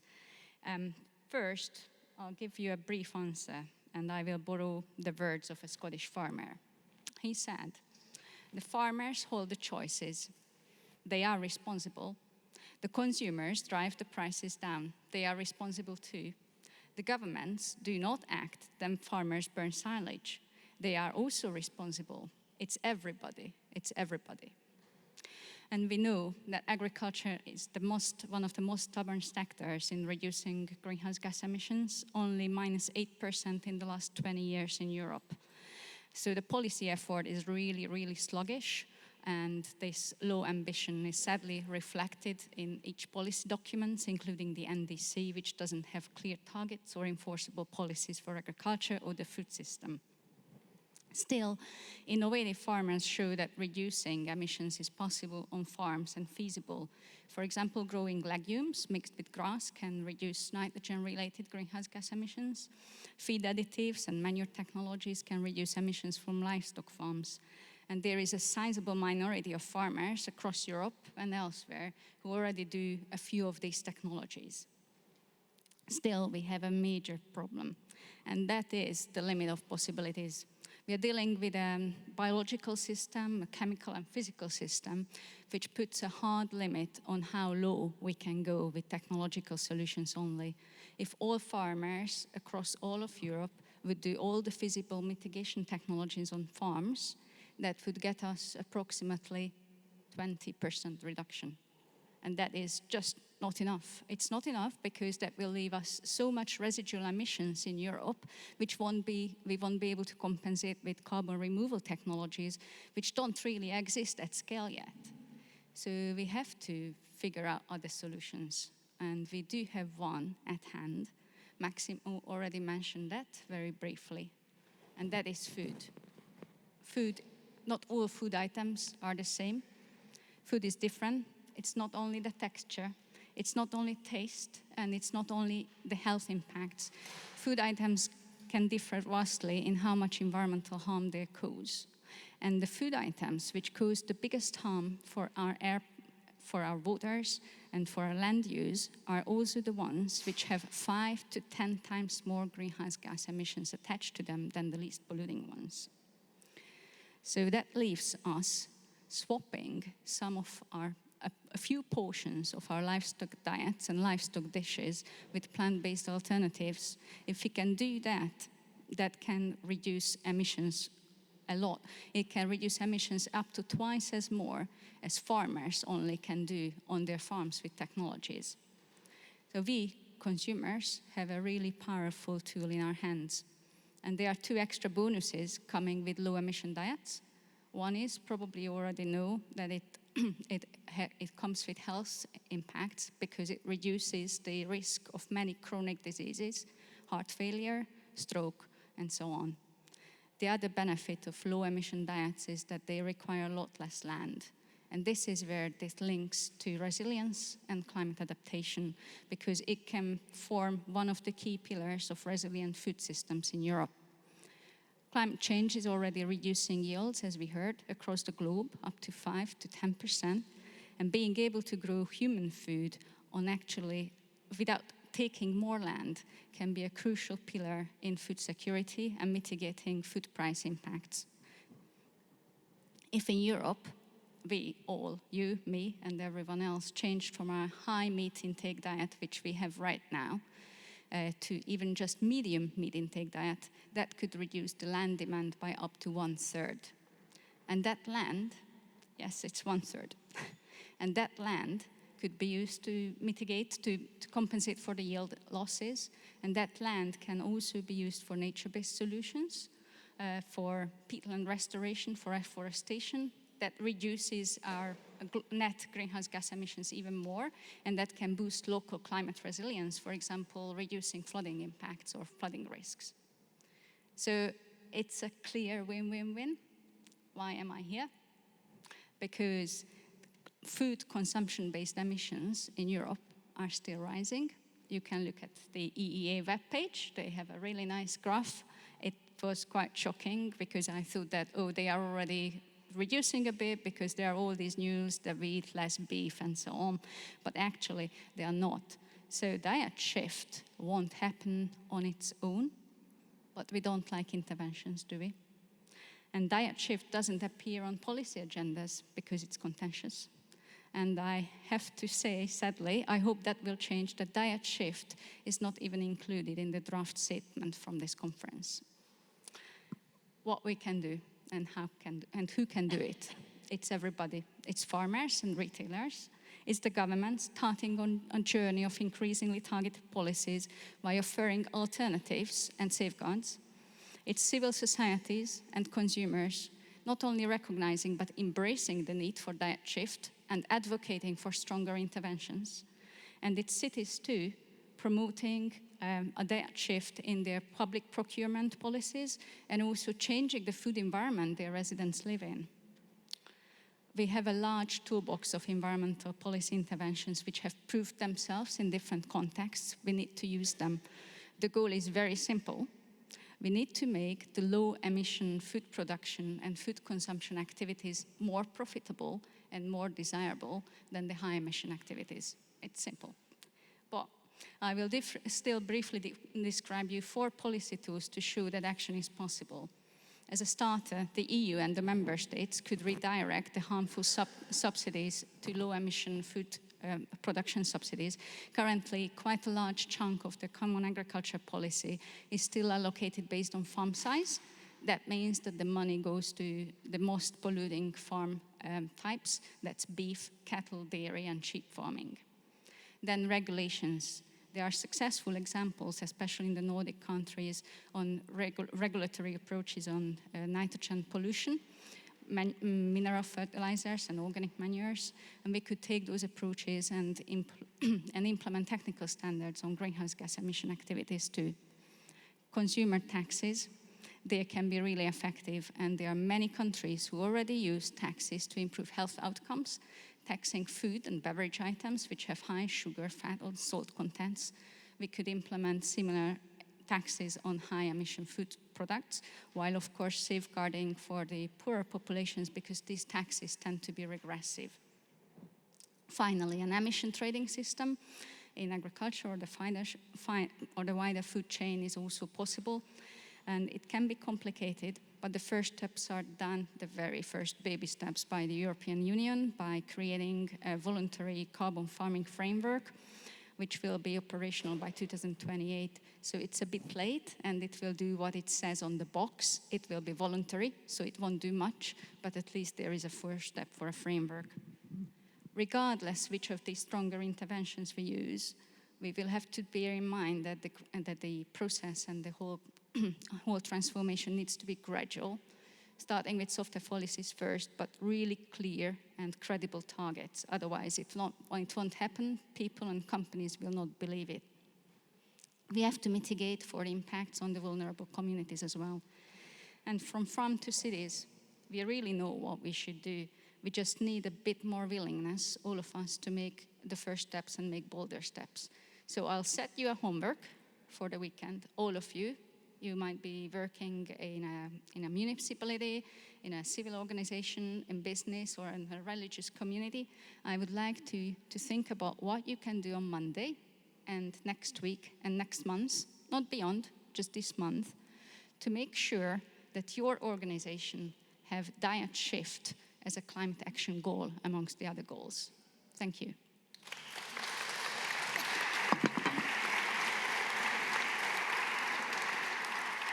Thank you. And this is a practical initiative, right? We talk about policies, practices, instruments. Well, this is practical and very doable by all of us. Thank you very much. So now let's move from the food systems to water.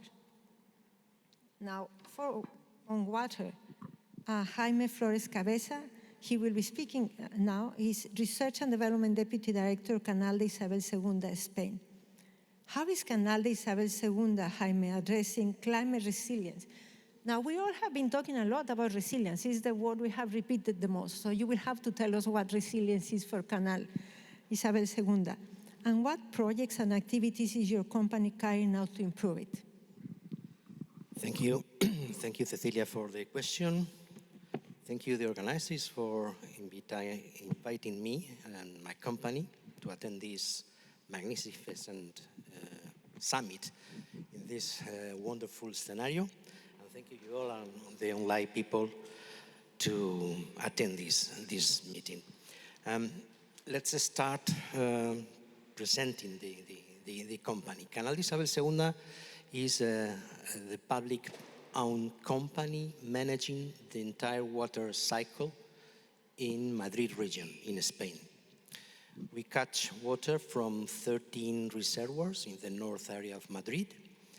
The total store capacity is around 950 cubic hectometers. We treat this water in 14 drinking water treatment plants, transport it and distribute it to 7 million inhabitants in Madrid region through 18,000 kilometers of pipes. We have a very large and branched network. Of course, it is sectorized with more than 800 DMAs. Once the water is used, it is also collected in 16,000 kilometers of sewer pipes, 80 storm tanks, and it is treated in 155 wastewater treatment plants to be finally discharged into the river with the required quality. Canal Isabel II is completely committed with these MAST principles and the resilience in climate change. Let me show you some projects and activities we are carrying out regarding these principles. For example, in mitigation, of course, we are trying to reduce our energy consumption and reducing the greenhouse gas emissions. We have a strong commitment in our strategic plan. It is set by 2030 to achieve energy neutrality, and we will produce the same amount of energy that we will consume. We are not far from that. We are recently achieved 87%, so in these 3-4 years, we hopefully achieve that goal. Even we are the largest energy producers in Madrid region. We have around 109 megawatts installed. Most of them, well, I will say all of them are renewable sources of energy. We have hydraulic power plants, 9 hydraulic power plants, 10 photovoltaic plants, 19 wastewater treatment plants equipped with motor generators or turbines. We have also micro turbines around our network in 9 points, and other 3 points in discharging points, other 3 micro turbines, and 2 cogenerations. And well, I think this is the mixture of energies we are producing. We have a hub, let's say that it is a repository where all information linked with the consumption and production are together, and we help us to take better decisions to purchase energy or to invest in new source of energy. We have now deploying an AMR system to remote reading our water meters. It is not so relevant, but a manual reading of a water meter means an amount of CO2 emissions that can be eliminated if it is remotely reading. The figures are that 1,000 water meters means around 45 kilograms of CO2 emissions. And we have 1.6 million water meters in Madrid region. So every drop counts in this sense. And there are also a commitment to finish the deployment in 2026. Regarding adaptation, for example, we are very, very focused on being more resilient and increase our adaptation capacity to climate change.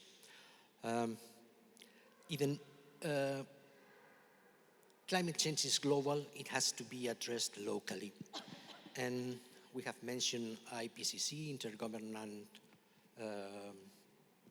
Climate Change Panel, which has global models with large grid. It means that, global models are very, very good for the purpose they have been developed, but not so good to apply locally in a certain region. So with we have done is a downscaling process. All these climate change coefficients has to be locally defined for our geography. It's not the same what happened here in Vienna that what happened in Madrid, and we have to do this downscaling process. We are focused on modeling what's happening in our reservoirs. We have developed some quality models and also inflow water prediction models. We have to be aware the amount of water that is going to fill our reservoirs or not to fill in drought periods, and we have to manage all of them together.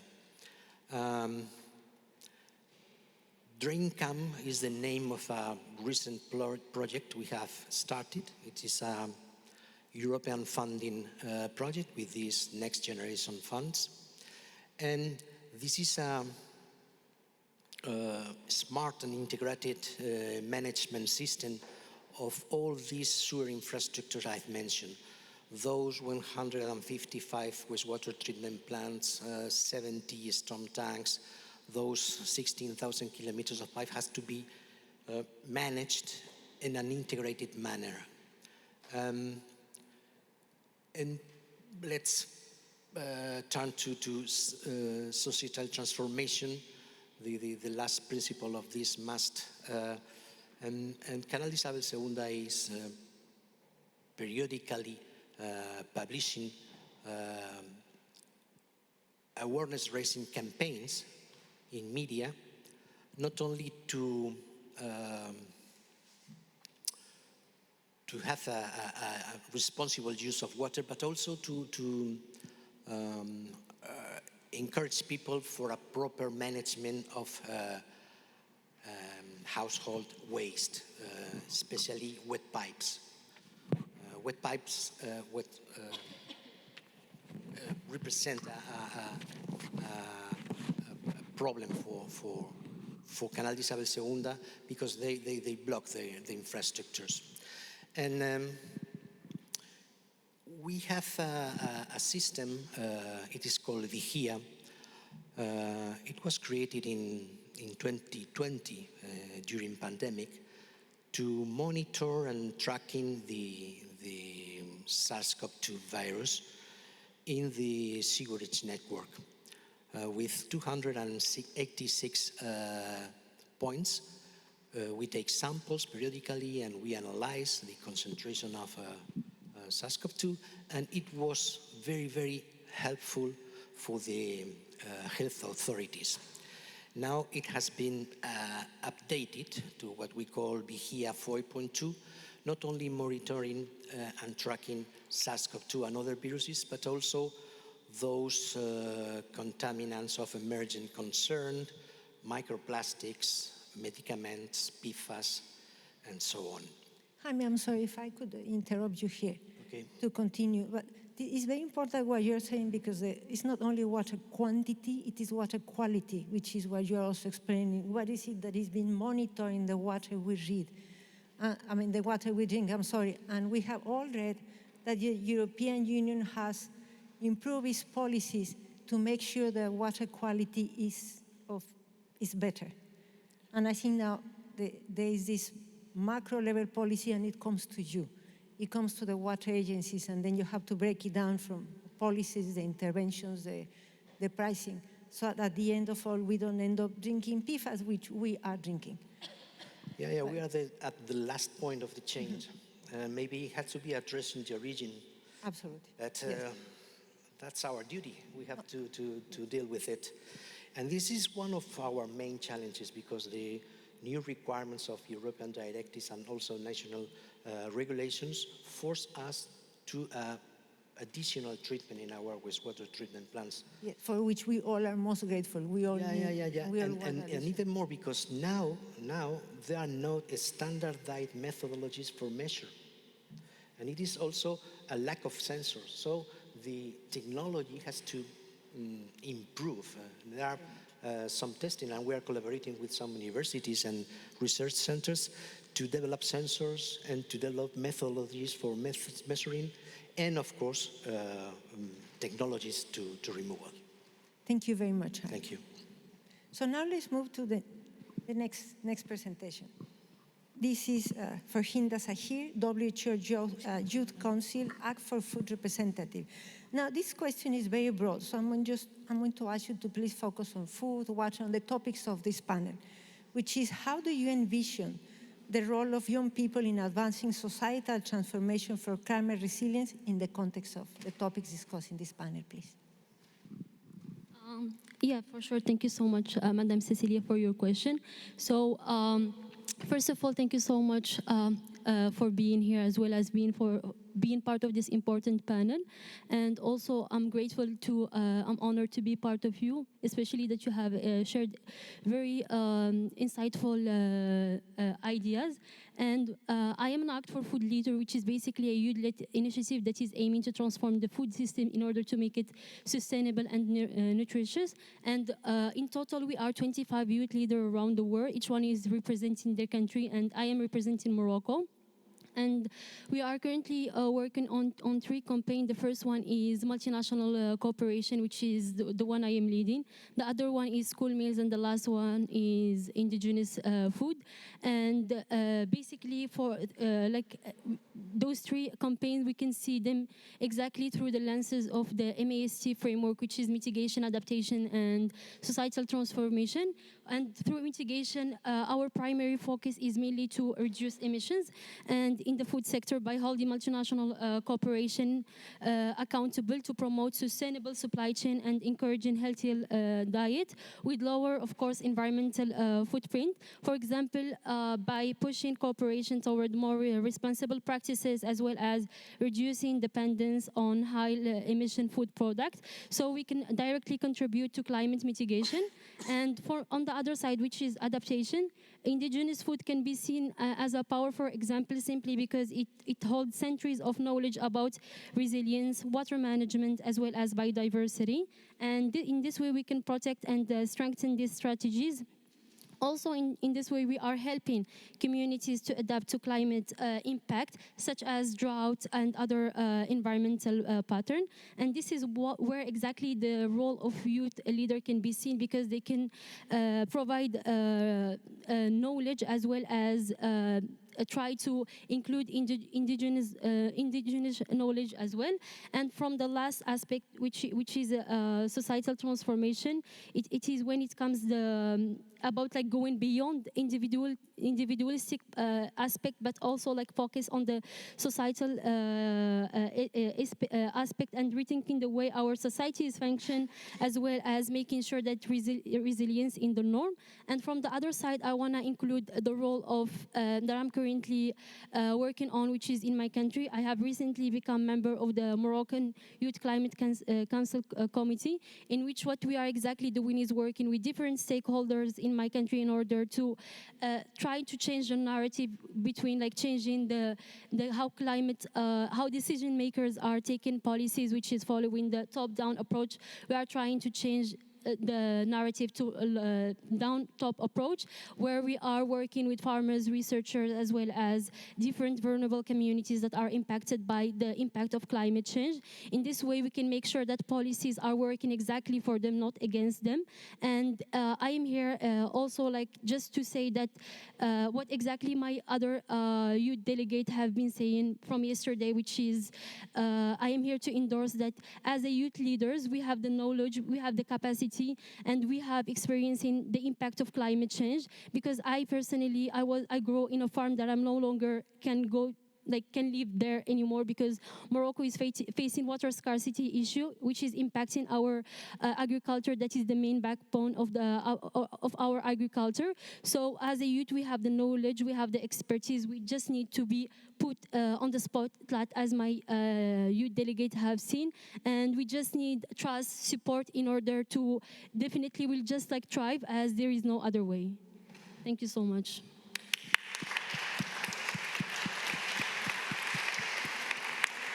Thank you very much. We have many important messages from this short presentation. to transform the food systems to make them more sustainable. And as Vera said, then it comes to consumer choices. The indigenous knowledge, that is a very big topic. Policies are for people. And so now we come to how do we put all this together? And then for this we come to Louise Weert, a Netherlands Institute of Ecology and Emeritus Professor, Evolutionary Ecology, Wageningen University at the Netherlands. As a professor in evolutionary ecology, you are a fervent proponent of nature-based integral sustainability principles regarding energy, circularity, and biodiversity. You emphasize that the only possible road to sustainable development is one of symbiosis between ecology and economy, where we translate ecological principles to human practices. Can you let us know what do you mean by that? And how do we bring this system change into practice? Yeah, thank you very much, Celia, and thank you, organizers, to have me here, sort of as a final thing. And I'm really going to step out of this a little bit because, to be honest, I see all this greenhouse gas emissions and climate change problem. I hardly ever touch on it because I think it's just a symptom. It's a symptom on how a system of how bad we treat this planet, right? So for me, it all starts with well-functioning ecosystems that we all depend on. Now, we can follow the IPCC, and they're all climate scientists, but we also have the IPBES, Biodiversity Ecosystem Services. And I haven't heard yet the connection yet. And they had a workshop together, and then they showed that some of the measures that we take for climate mitigation are completely the opposite of what we should do for our environment and our well-functioning ecosystems. So forget about just thinking about climate change. I mean, my goodness, it took us 40, 50 years by scientists to get it between the ears. We cannot continue just doing that because in the meantime, we, if I may say so, screw up our complete planet. We end up with a lower CO2 level and a planet that is unlivable for us, and not for any other organism there, but at least for humankind. Now, for the religious people here, I want to ask, as far as you believe that God gave you this beautiful life on this planet, has He given it to you to exploit it? I don't think so. You're supposed to take care of it, right? Now, and do we do that? No, we don't. And if we don't step out of this single silo thinking about climate change, it's never going to work. So how are we then going to do it? Well, look at our own economy. Our economy is a destructive linear economy. It just really damages life on this planet.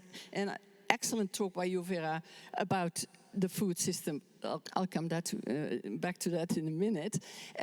So our economy is really destructive. Well, the half of our GDP, of everything we produce in the world, is dependent on nature.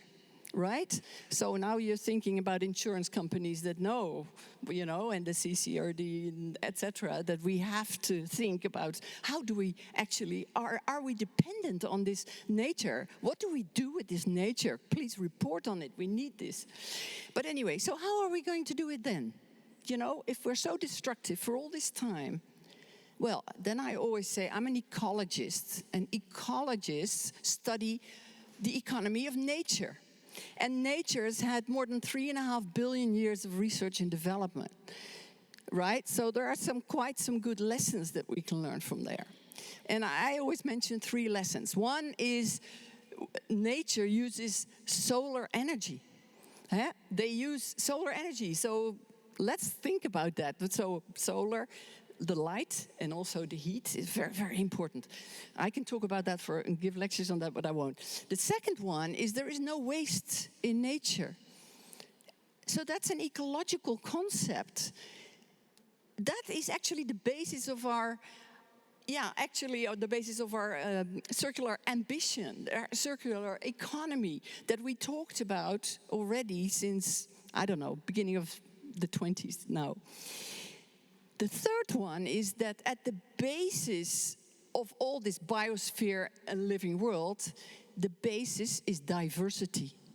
And I often say, diversity, why is nature so complex, Everything is so difficult. I mean, you and your partner, you may have children, you are genetically different from your partner, and your child is genetically different, and the other child again.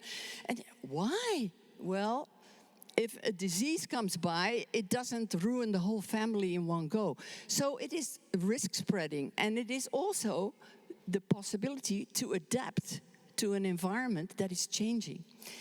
Now, that's what we're talking about, right? We're talking about must. We're talking about mitigation. We're talking about adaptation. We're talking about social change.